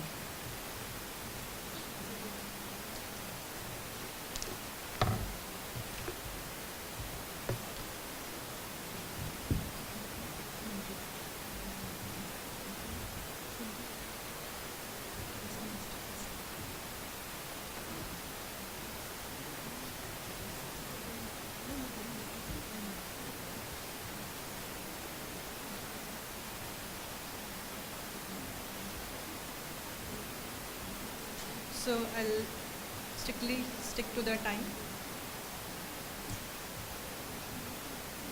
So my topic of talk today is a bibliometric analysis of inventory models for two warehouses with deteriorating conditions under different conditions with deterioration. The abstract is like we have studied this. We have studied these papers, some papers with this given topics, and we have concluded, or we have come to some conclusion, and we have found some research gaps in this. So the contents for today will be like introduction first, research methodology, observations, material evaluation, high impact articles, conclusion, future research direction, and references. So in the introduction, as Dr. Isha Sangal ma'am what he said, what is supply chain, what is inventory, what the chain is, and what the purpose of it is. So here what happens is, the purpose of the inventory models is to to answer the question. So answer the questions like when to order and how much to order, what quantities to order. The models are based upon the optimizing techniques which are deals with certain conditions like what is the holding cost, then what are the shortages if there is any, what are the inflation if there is any, other deterioration. So the models are based on these extra conditions. Deterioration is one factor. What is the meaning of deterioration? The damage to the inventory that is caused by unavoidable reasons is called as deterioration. In some cases this damage can be reduced, and in some cases it cannot be reduced. In some cases when it is reduced, we use the preservation technologies like refrigeration for some perishable items. These items include like fruits, vegetables, flowers, dairy products, pharmaceuticals. Okay. So basically my work will be depends on the warehouses. Warehouses are like storage facilities. To own warehouse and rented warehouse. I will not get into more of details to this. Now the details, the paper deals with the demand also. Demand we know as what in the demand supply reference. Inflation in the reference of the economic conditions. What is inflation? Price rising over the time. Sustainability, that is our main factor of thought process nowadays. Sustainability, we are thinking of everything in the direction of sustainable development to save our planet Earth. So our research methodology was based upon the study of some papers which dealt with this two warehouse condition. Then we sought out the papers of two warehouse inventory models, then two warehouse and deterioration condition, and then some more conditions which involve some carbon emission, inflation, green supply, green level, or sustainable conditions. So with these conditions, gradually the number of or the size of the papers, the number of the papers reduced. It was 331, 120, 168 after that, and then 48. All the papers were collected up till the date of October 28, 2023, and they were all Scopus data from the Scopus database collection. So 48 papers were collected and studied. The observations deals on the following lines. The highest number of publications by different countries, different institutions, different authors, highest cited papers, and papers having worked towards those papers who are working towards to achieve the sustainable goals. So what we saw is that during the 2010 to 12, there was an increase in the number of published articles, and in 2016 there was an increase in the work published again, and in 2021 onwards there was a decrease since then. We have seen a decrease in the number of articles then. So this was the graph of the number of publications from 2010 to 2023. Country-wise, if you see, the number of the countries that have contributed the most is India. So, India saw the largest number of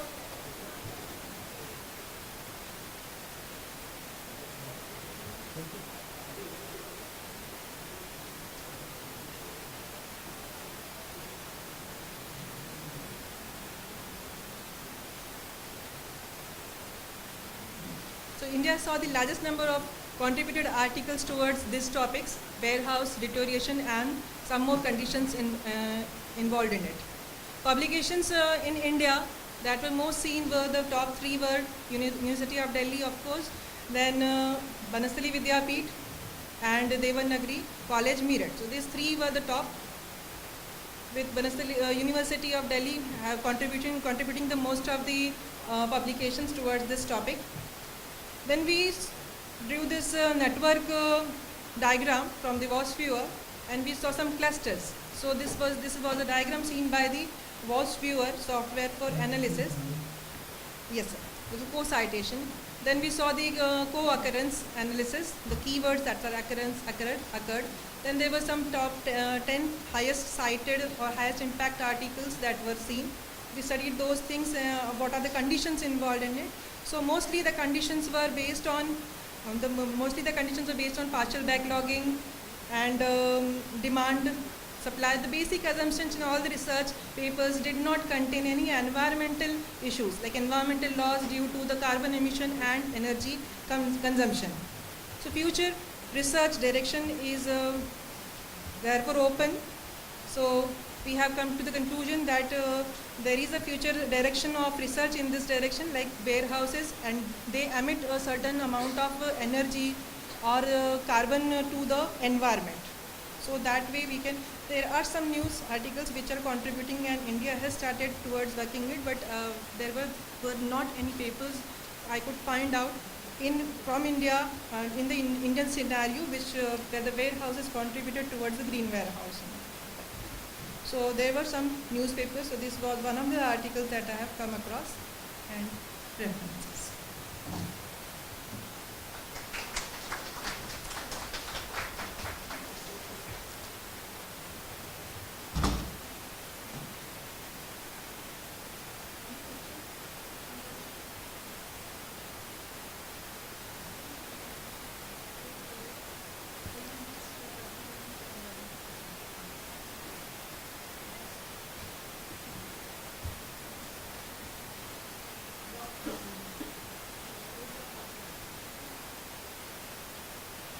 Very good afternoon to one and all the dignitaries, invited guests, delegates, faculty members and dear students. We welcome you all to the second technical session of 6th International Conference on Recent Trends in Materials and Devices. I now request all the dignitaries, Session Chair, Professor P.K. Kapoor, Director, ACIR, MIT University, Noida, keynote speakers, Dr. Manoj Thakur, School of Basic Sciences, IIT Mandi, and Dr. Gajendra Pratap Singh, School of Computational and Integrative Sciences, JNU, to please come on dais. Right. We are honored to have with us Professor P.K. Kapoor as our session chair. Professor Kapoor, Director of Amity Center of Interdisciplinary Research at Amity University, Noida, formerly the Dean of the Faculty of Mathematical Sciences at the University of Delhi. Professor Kapoor is a distinguished figure in the fields of software reliability, optimization, and innovation diffusion modeling. With a prolific career, he has supervised 42 PhDs and 25 MPhil scholars, authored 2 impactful books, and served as editor-in-chief of International Journal of System Assurance, Engineering and Management.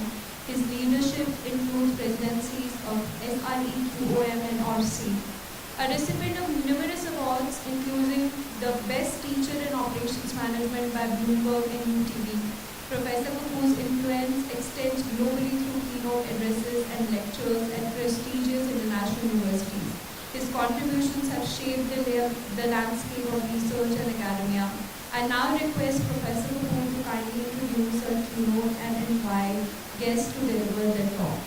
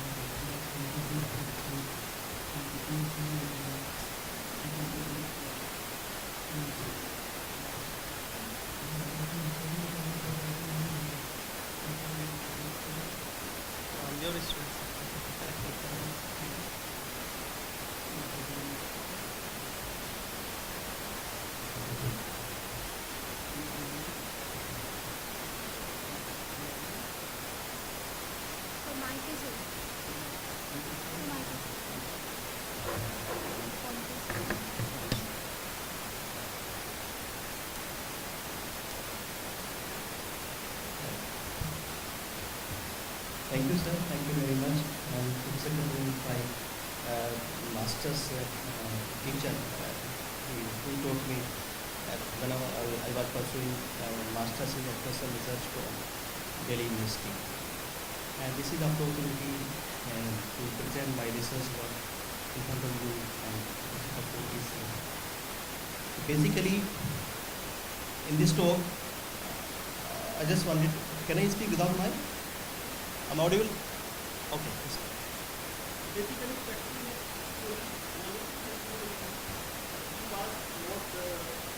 mathematics, but I thought I should design what I should focus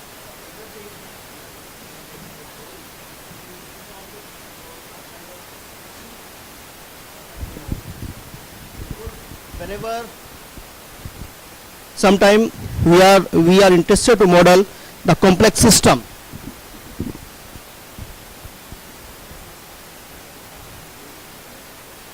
Okay. Right. Okay, fine. Sometime we are interested to model some mathematical problems. Those problems are very, very complex in nature. Fine. So in this case, if we use such kind of concept, graph theoretical concept, and petri net theory, if we use and apply it in modeling, that will help to generate all possible number of states. And those states we can use when we can start our research work, or we can start some process. We can get the idea how to start the process at least, or you can choose one or two states, present state. Whenever you have choices of states or all possible states are if we have. So this is very basic and fundamental thing, and also I will try to present here some hot areas in the research and simulation with the help of some software. If that system allow to simulate some states, I can also show you in front of you all. So here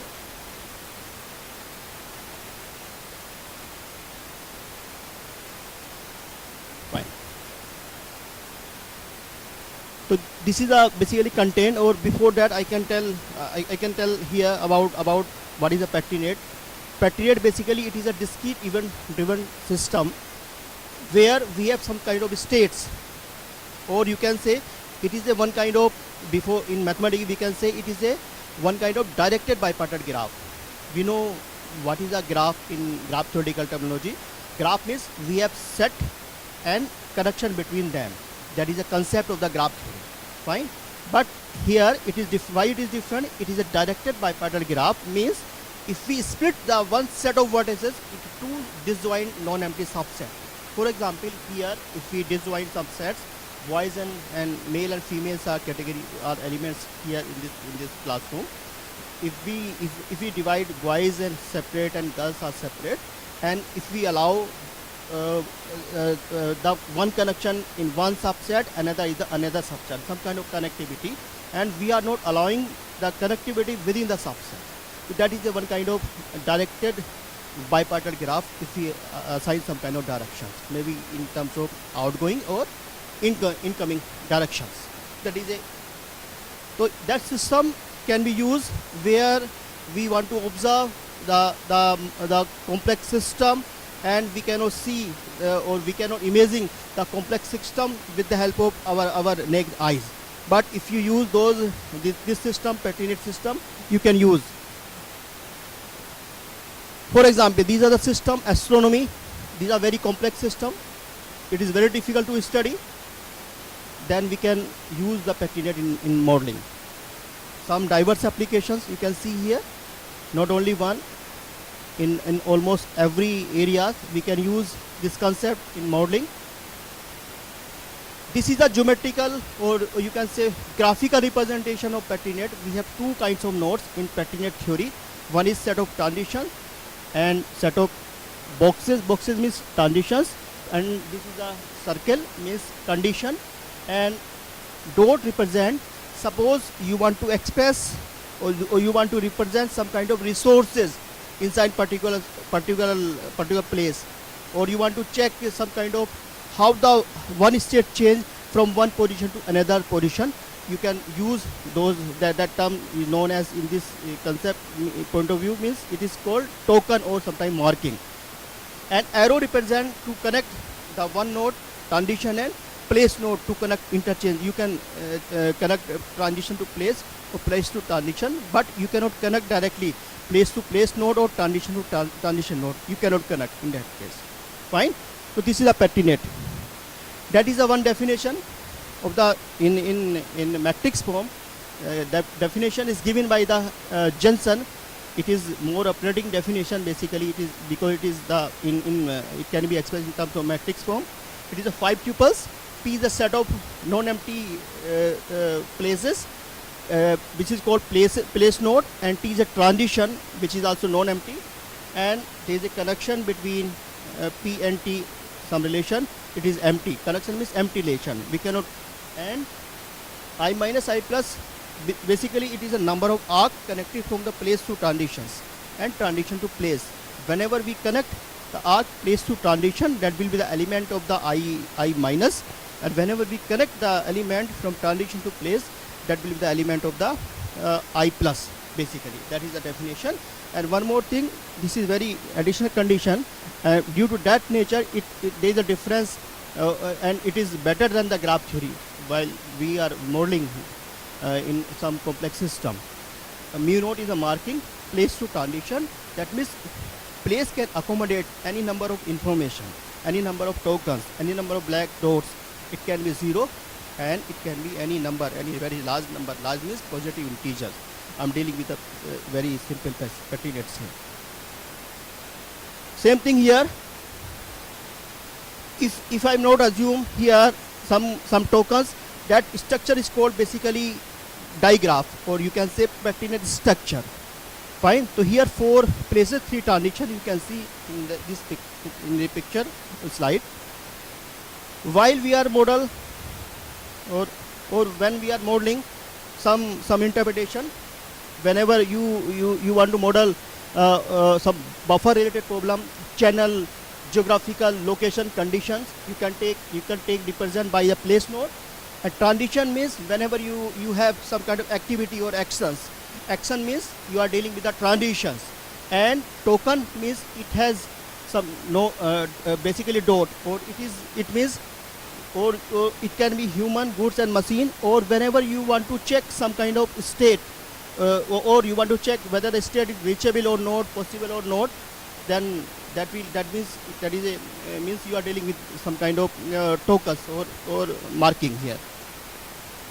That is some another mathematical definition. I'm skipping this one. So this is an example in matrix in this form. Dots are there. So here you can see mu naught P1 mean initial marking. It has 3 tokens, P2 no tokens, and P3 1, or I can represent this information P naught and P1, P2 and P3 in terms of vector. So now we are able to convert the information in terms of vector terminology. Fine. Component wise, that means 3 means first component represent the some kind of resource or availability in the place P1, 0 means no availability, it is empty, and P3 place contain one number of token.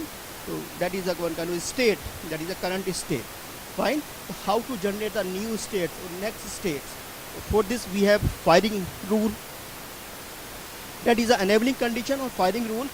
That means whenever the number of arc, I minus mean number of arc from place to transition, if less than equal to number of token in its input place, if this condition hold, that means that means the transition is enabled.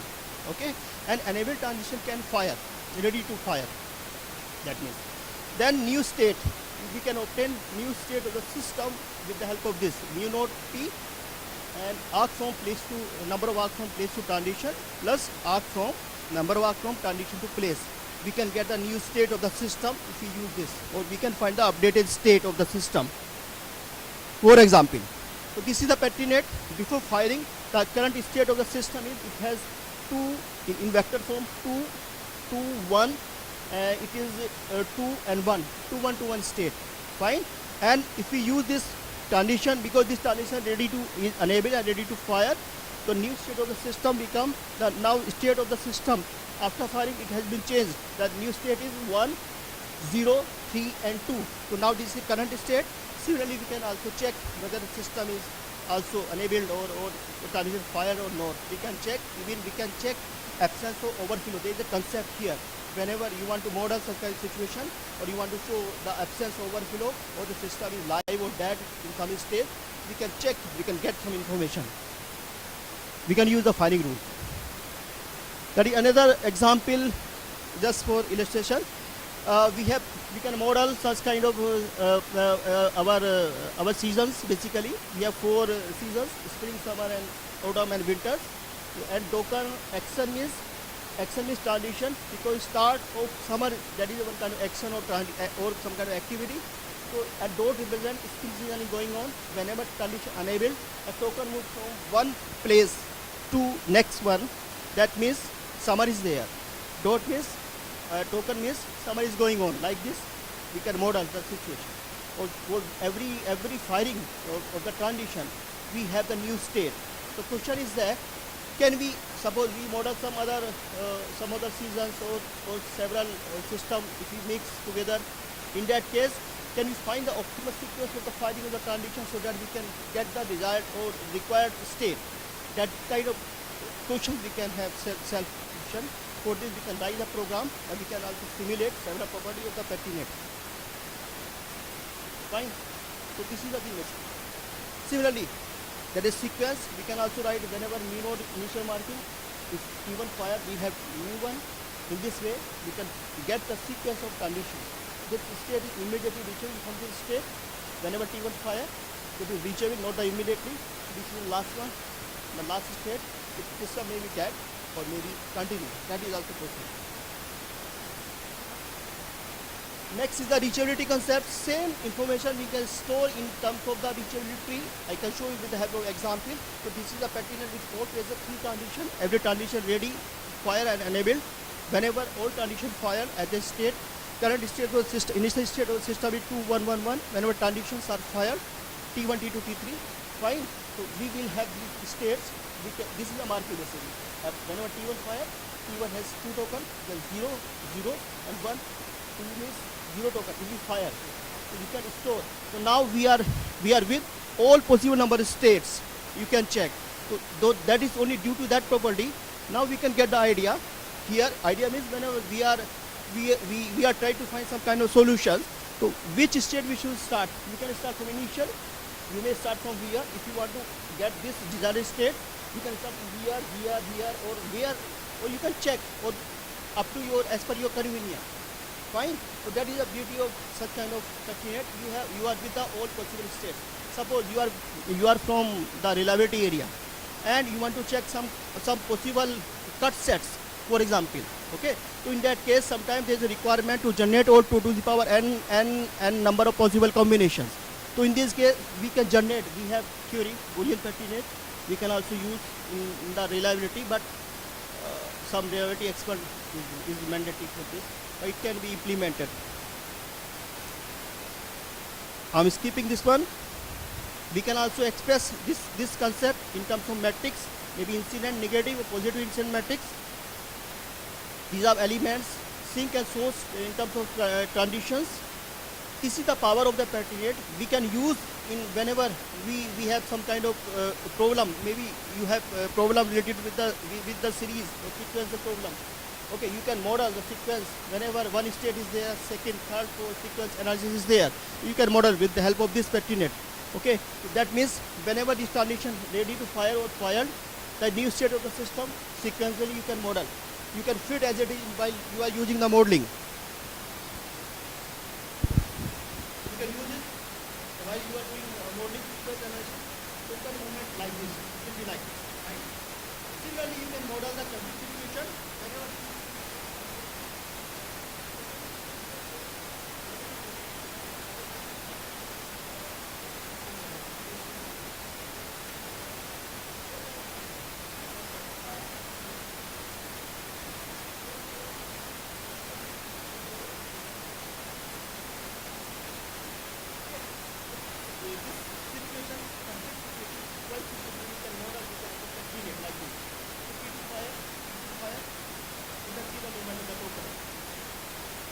Similarly, we can model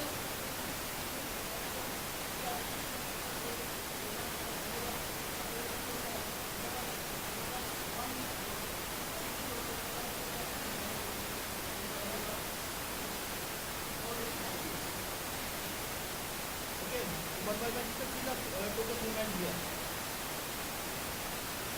Sequence you can also take the example whenever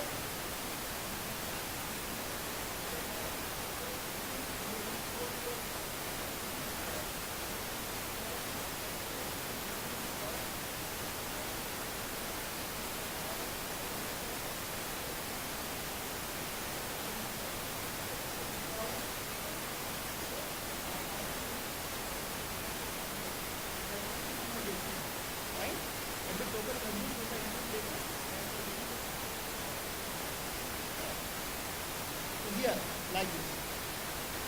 We can also model some mitigation problem as well. This is a basic idea how to use the concept of pertinent in modeling. In other way, there are other properties also available in the field of pertinent. Boolean extraction property. Behavior means we have boundedness.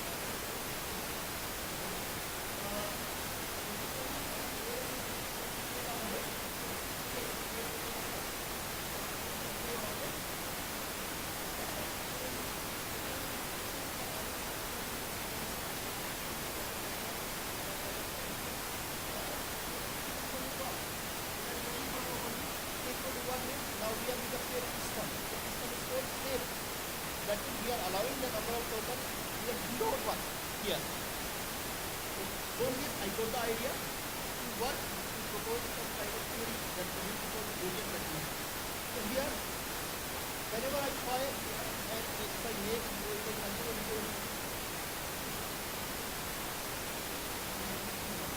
just same as this, whenever we allow you the 1 token or 0 token, so here we can report liveness in classifier, conservative is total constraint, we can characterize classifier. This invariant also will work one kind of property. We can check, we can use this in modeling and basically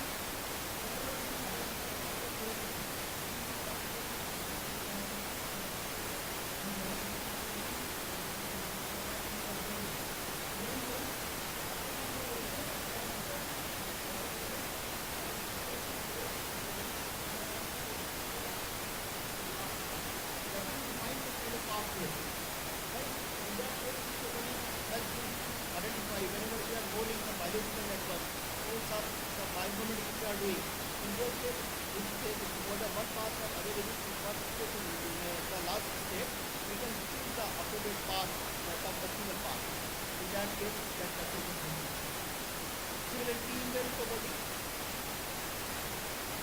again, one more example that very common that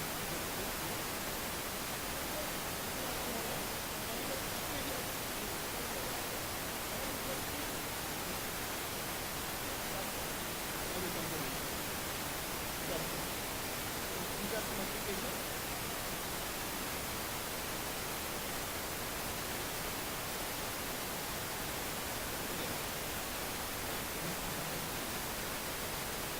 We propose that theory that is a Boolean certificate. We are already 0 and 1. We characterize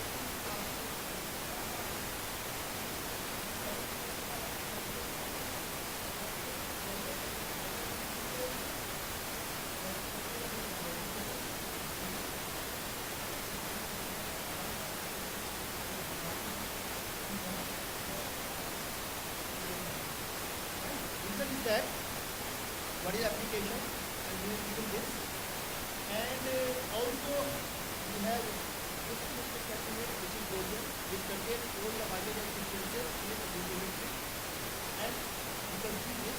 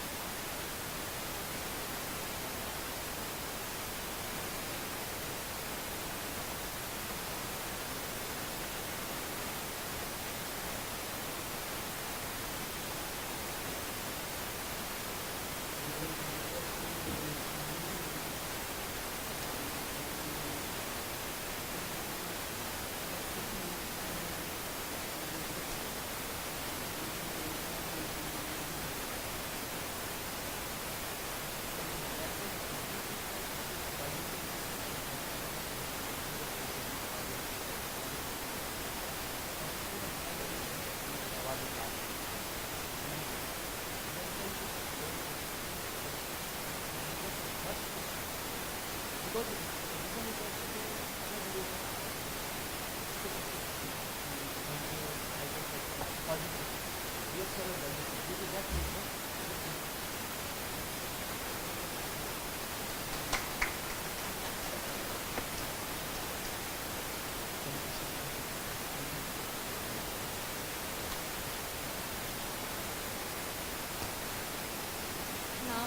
we introduce Professor Manish Thakur, a distinguished academic with a master's and PhD from IIT Roorkee, currently a professor in IIT Mandi. He has dedicated 13 years to the institution, also chairing the School of Management. Apart from his academic roles, Professor Thakur has a rich industry background, contributing to R&D in the financial sector. Recognized for his passion for teaching, he has received 4 Excellence in Teaching Awards. His research spans optimization, machine learning, and finance, showcasing an interdisciplinary approach. With over 2,300 citations, an H index of 20, and ILM index of 33, his scholarly work reflects intellectual excellence. Please join me in welcoming Professor Manish Thakur, a dedicated educator and researcher shaping the academic landscape.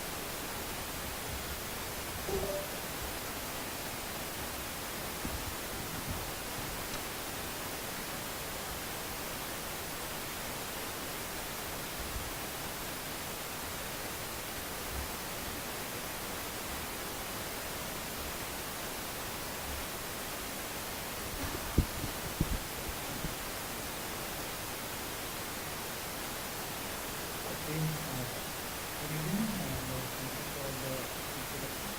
I'll be brief and crisp because I know that it's getting late. So, I'm from IT Mandi, so I'll be briefly talking about decision making in financial markets and the practical constraints. So, in particular, I'm going to talk about portfolio selection problem. As you know that the money needs to be invested to make it to increase it, because the money kept idle loses its value because of inflation. And there are different ways of increasing money. One way that you can go to a bank deposit, which is kind of more or less risk-free return over investment. And one can decide over investment in different assets, real estate, stock market, different businesses. So what I'm going to discuss about is portfolio selection in the context of investment in financial markets, back to in the stocks. So what is portfolio? Is a collection of assets, and the problem is that we want to have best decision in terms of getting the best possible return with the minimal amount of risk. What is risk? That itself is a big question. But decades back, Markowitz modeled this problem using the return of assets. So it's a quantitative method for selection of optimal portfolio, and which the whole goal of the model is to understand the interplay or the dynamics between the risk and return. So in 52, Markowitz gave this portfolio model, which falls under the model portfolio theory, and fortunately this comes with a very nice mathematical approach, where we have different kind of models to represent the same problem. The first one is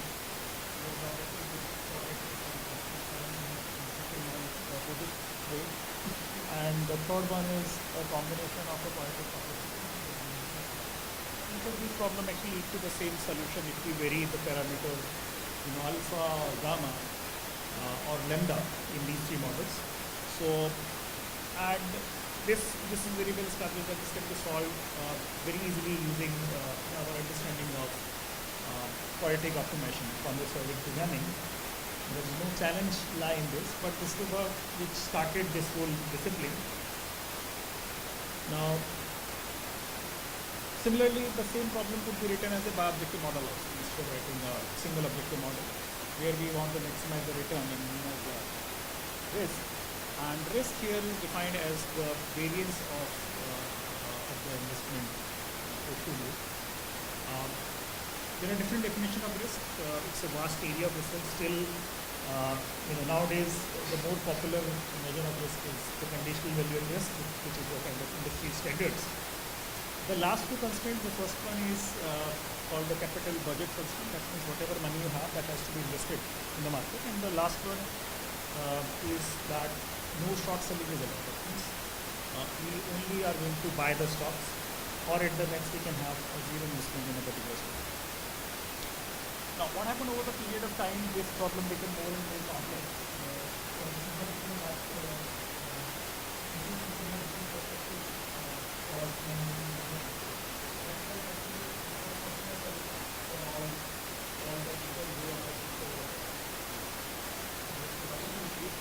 And the very first is that I would like to invest in certain ways in the stock. The second thing is that because the stock universe is very large. For example, if you go to any stock exchange, there are at least 200 stocks. So taking a decision on which stock should be invested is a very cumbersome thing. And the other thing is that if you invest in many stocks, it's likely that some of the stocks are going to dominate the portfolio. That means for some stocks, WI could be very large, and for some of the stocks, it could be very, very small number. And having a small investment in several stocks leads to something called the transaction cost, which we don't know. So both the constraints kind of become very intuitive. Capital budget is a traditional constraint where we want that the entire money should be invested. So all these three combined together, they make problem difficult. And having investment in few stocks,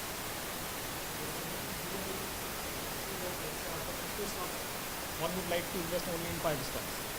That changes the problem dynamics completely. That means it's no more a convex quadratic program. It becomes problem with semi-combination, or it brings out the combinatorics aspects into the model, and then it becomes very challenging to solve this problem.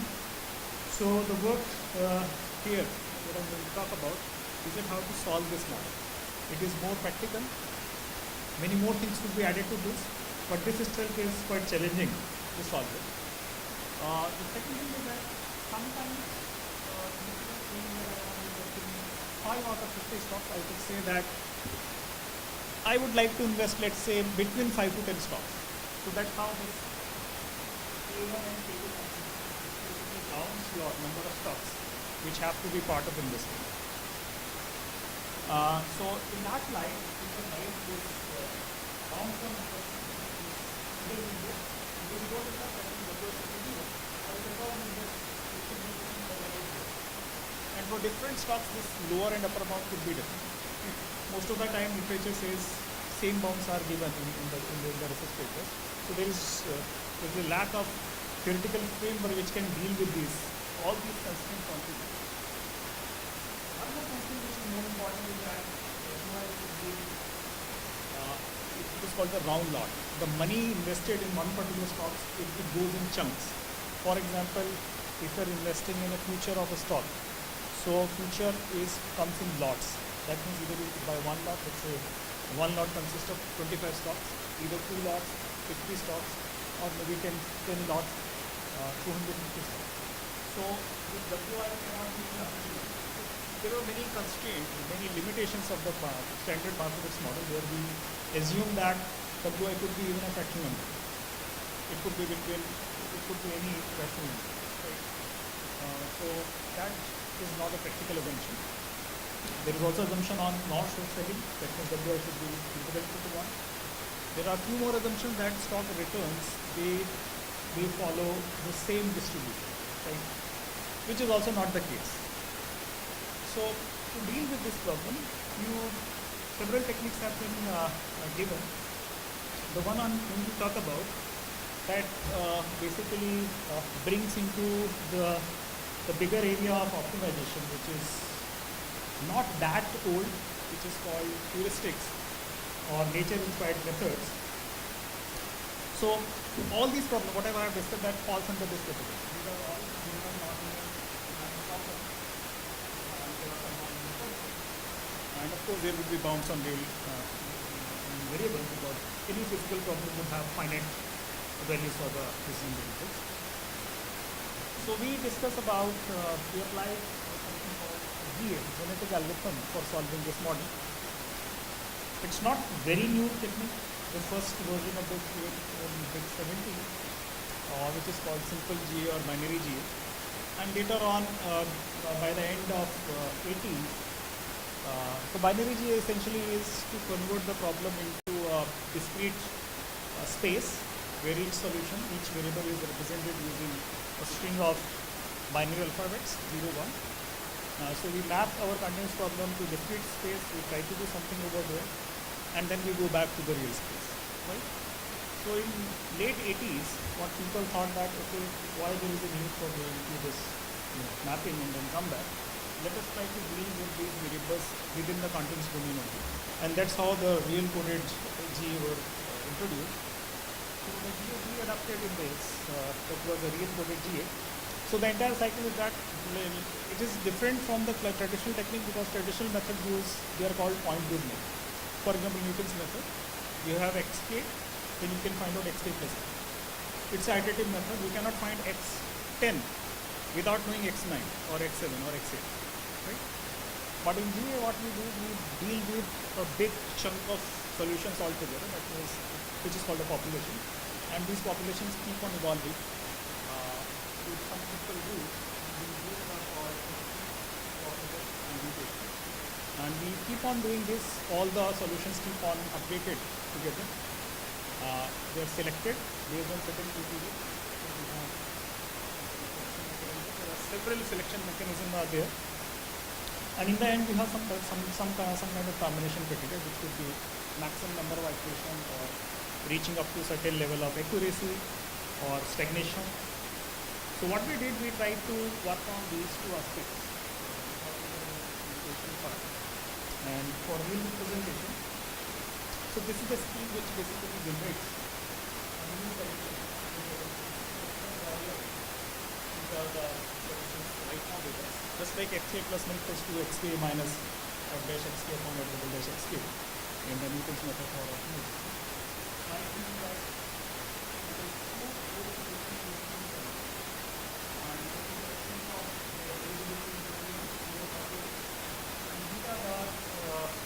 variable which follow this truncated exponential distribution. So exponential distribution actually have But as we know that our variable has to be bounded between ai and bi. So what we did, we calculated this distribution and of course that probability has to be distributed in that the finite range. And theta basically obviously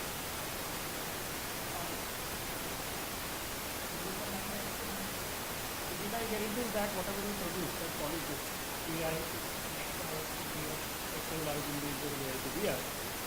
The second thing is that something called mutation. Mutation is a process by which the current solution is given some kind of small perturbation, and for perturbation we are calling certain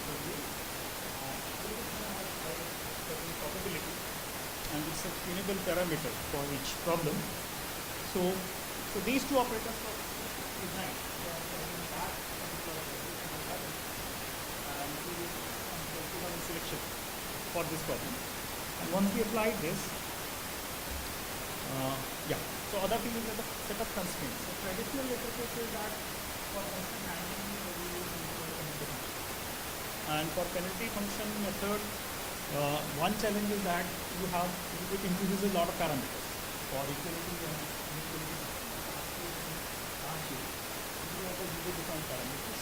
Two question common picture: how to start, the beginning value of r's, and then how to update.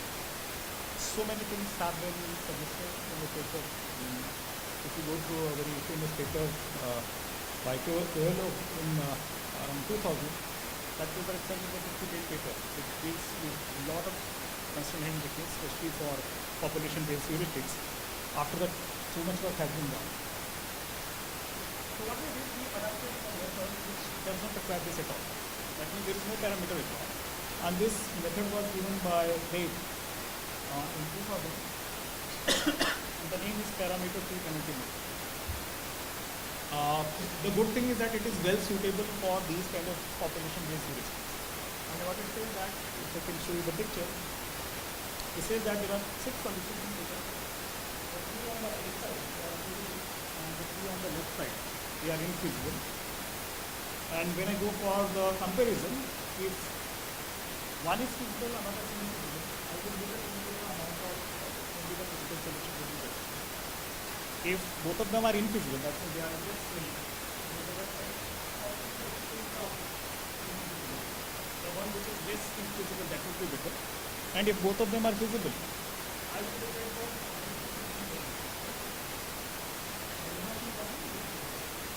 so this simple rule can be this is a formula for that rule.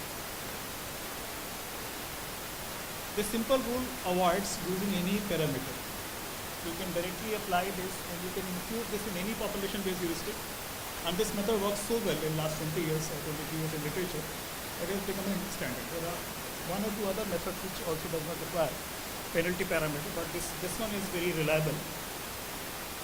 So what we did, we applied this all together with both problems. But what I found that we can deal with without dealing those kind of heuristics also. The constraint handling, we can sort certain constraints without getting into even that method. So there is something called repair. So many optimization algorithm in literature, they don't prefer to use penalty parameter or any kind of penalty function. Rather, they generate a solution and try to repair it at the same time when they generate it, so that a number of constraints are already handled. So this is a method which we developed. And we should show off the budget function. That means that when you apply crossover and mutation, there is no guarantee that the earlier summation wi was 1. After generating new solution, it generally doesn't satisfy that.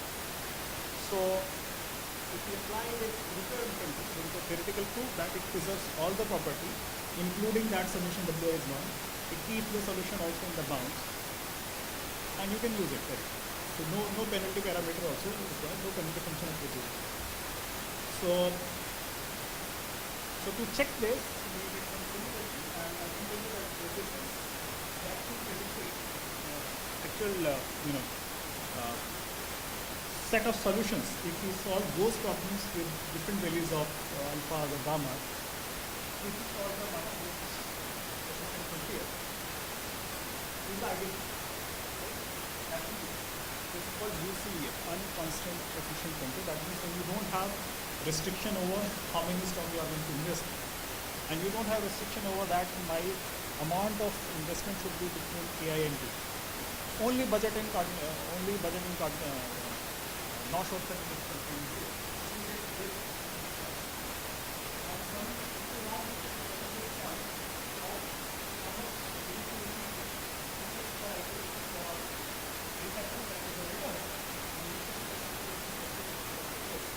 You take this for all of the points, take the average out of that, and then you can conclude. So some exercises are done for 5 different indices for which the number of varies from certain molecules to 5. And we find that that is giving quite a good results. And you can see that how good it maps with the efficient formula. So you can see that the blue one is really close to the parameter, the efficient frontier for UC here for almost all the cases. How much time? Okay, fine. So then there was, I'll take just a couple of minutes. There are a few more developments for, so these are, we have solved it for single objective. For bioptictive problems, few more things were developed, and what we did,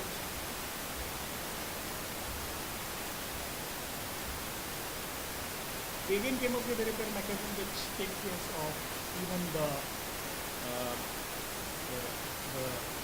ground lot constraints, and this is the method, and you can see that these are the results with that repair mechanism. Again, you can see how close to the first graph was without having the cardinality constraint or the investment bound constraints. These are the results with cardinality. Obviously, when you look at restriction, mapping the whole unconstrained efficient control, because putting constraint restricts your possibilities. But this method works very well, and so this has been tested on several parameters for multi-objective optimization. And basically, it's a plug-and-play device. It can be inserted in any standard multi-objective optimization algorithm. So we did experimentally in MDP because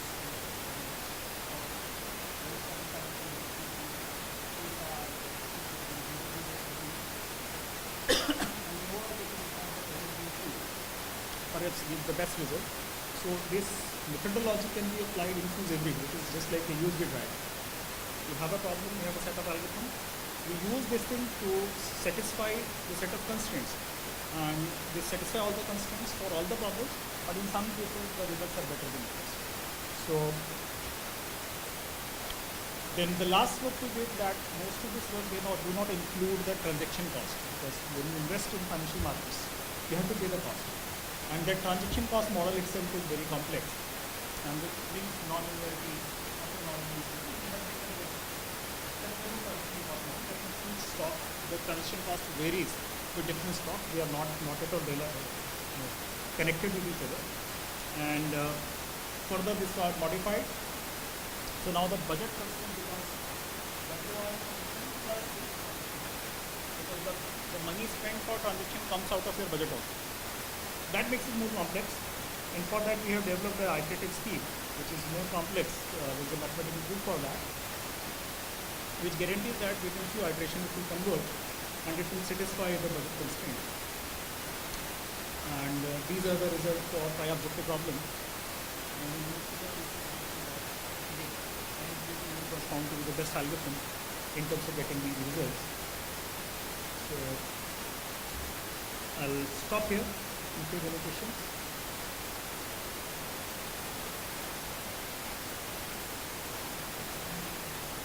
Yes, sir.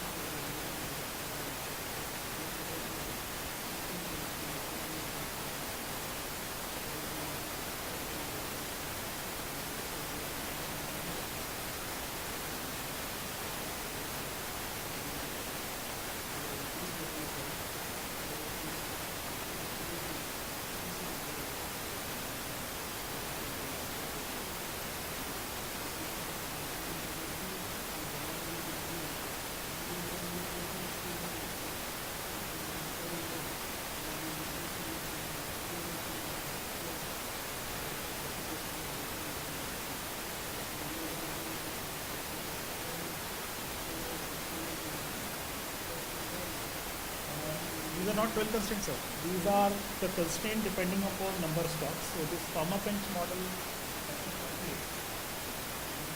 goes to 2000 constraints. If the number of stocks are high, like we have got a market which has 22,000 plus stocks. So the number of constraints goes well beyond hundreds to 2,000. But this mechanism is specific to this particular problem. GF struggles, all these constraint handling problems have an issue when you have equality constraint. The problem comes that when you are applying equality constraint, what you do, you give a relaxation, some band, and your solution should lie in that. So the moment of this band is very narrow, the GA and other, because they do not use mathematical property like differentiability and so there is a problem. So that's why, because we have equality constraint in our model, so we sort it out using the repair mechanism, which gives you the precise results and there is a theoretical proof for it. But for general non-linear inequality constraint, GA works for you. Equality is in.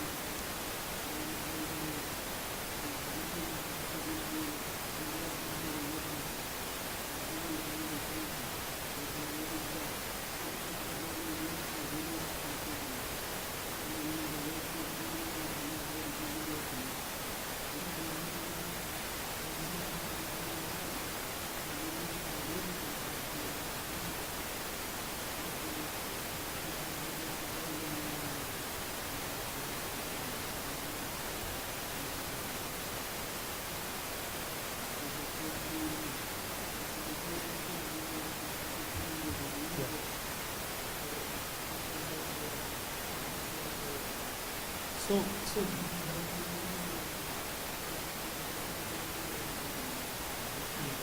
the kind of things we are discussing, these are not for individuals, these are for the institutions, because the further extension is first of all the transaction cost, and after that we go for the multi-period money.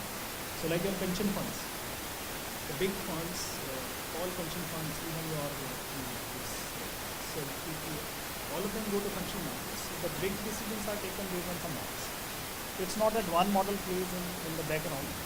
It is a kind of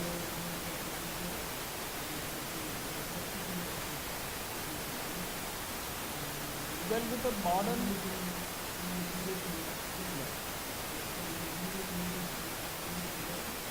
So what happens when we give this theoretical justification, because satisfying constraint is like you keep on shrinking that narrow band, it takes a lot of iterations. But if you go for closed form solution like this, the whole computation is reduced, maybe in some cases more than 10 times or maybe 20 times or 50 times. So those kind of results we got.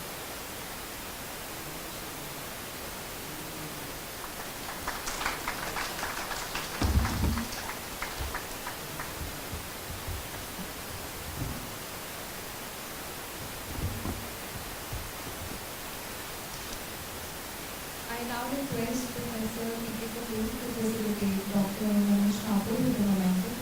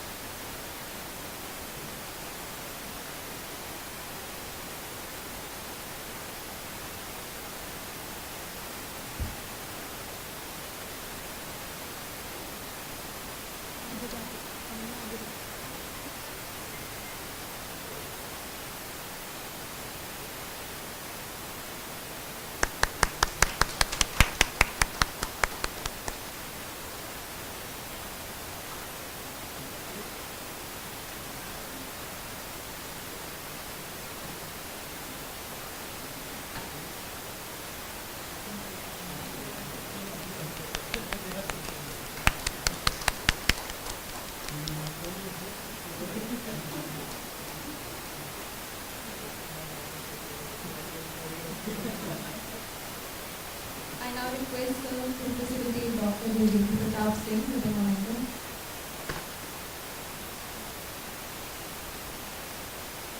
And certificate.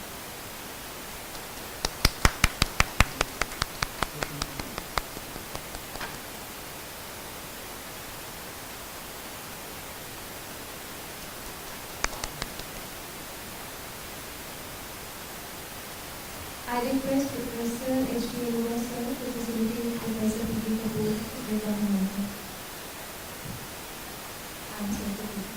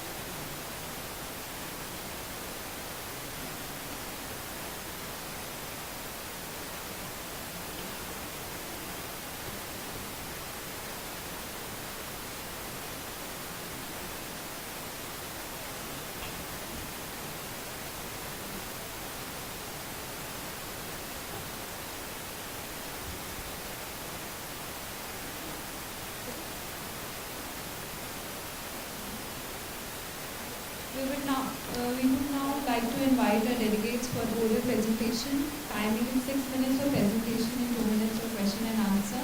I would invite Aniket Talwar from Manav Rachna National Institute of Research and Studies to present the work.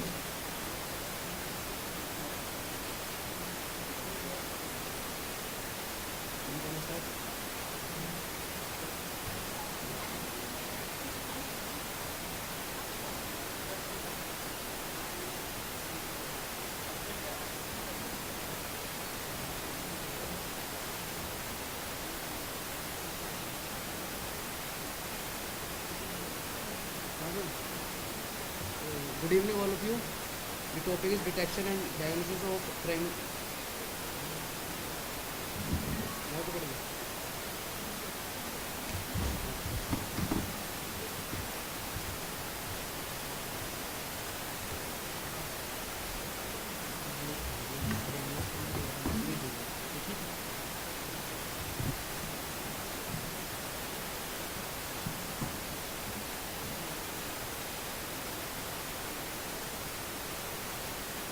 Good morning, all of you. The topic is detection and diagnosis of cranium heart disease using machine learning. Authored by Aniket Talwar, Dr. Mega Fatima, Major Sayyid Bilal Abbas Rizvi, Professor Sayyid Afzal Murtaza Rizvi. Presented by me, Aniket Talwar, a student of Man Rachna International Institute of Research and Studies. There are several content: introduction, background, literature review, material method, experiment result, conclusion, and reference. First, we start with introduction.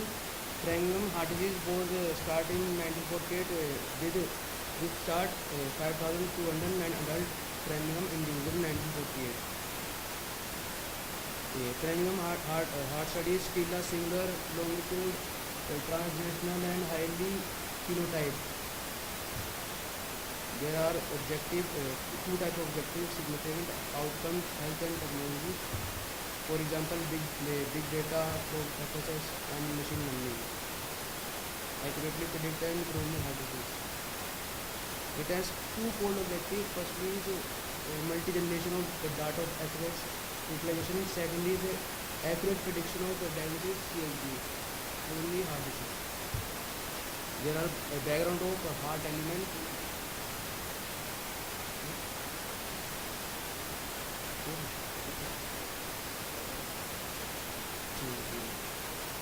There are background of heart element occur in different categories: coronary heart disease, stroke, heart failure, hypertension,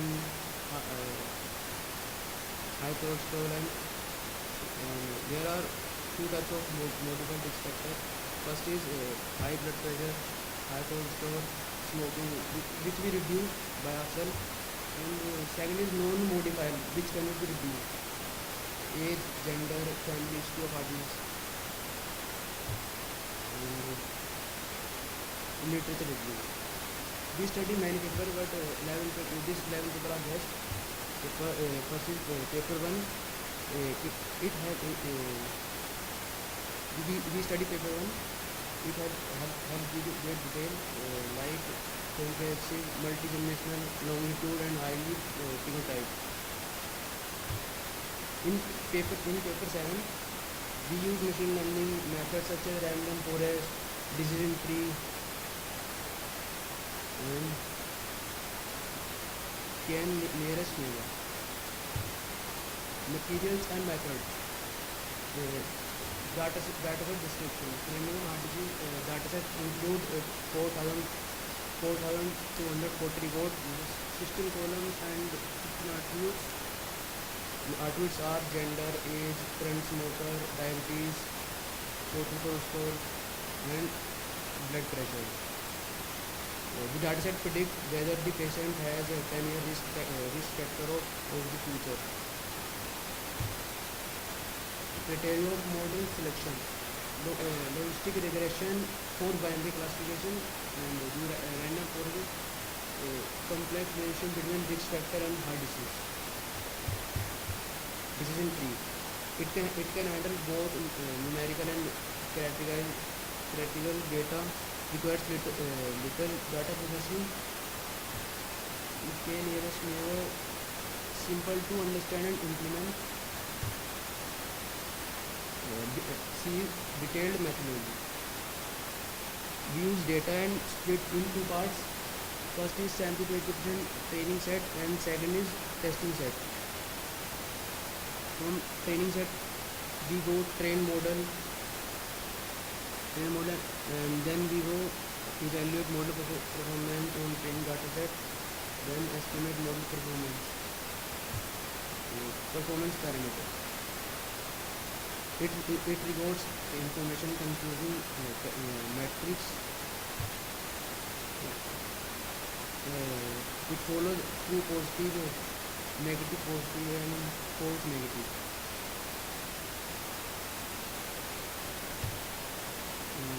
It's experiment results, data visualization. There are male, current smoker, diabetes, and stroke. Second is feature engineering, removing missing value. In this 94% data set are false, and we added 6% data.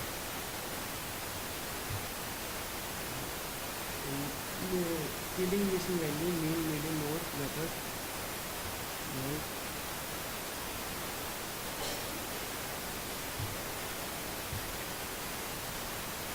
Comparative study of different machine learning algorithms. Logistic regression is accuracy 0.70, decision tree classifier accuracy 0.84, and random forest accuracy 0.97, and K nearest neighbor classifier accuracy 0.97. So the best algorithm is random forest classifier, which accuracy 0.97, and the conclusion is, because the random forest execution time is 1.3 second accuracy recall, or The random forest is variable change, and it agreed with 98%, 97% respectively. Conclusion and future scope. It is soap tool for doctor and student in future to predict the epidemic in 10 years.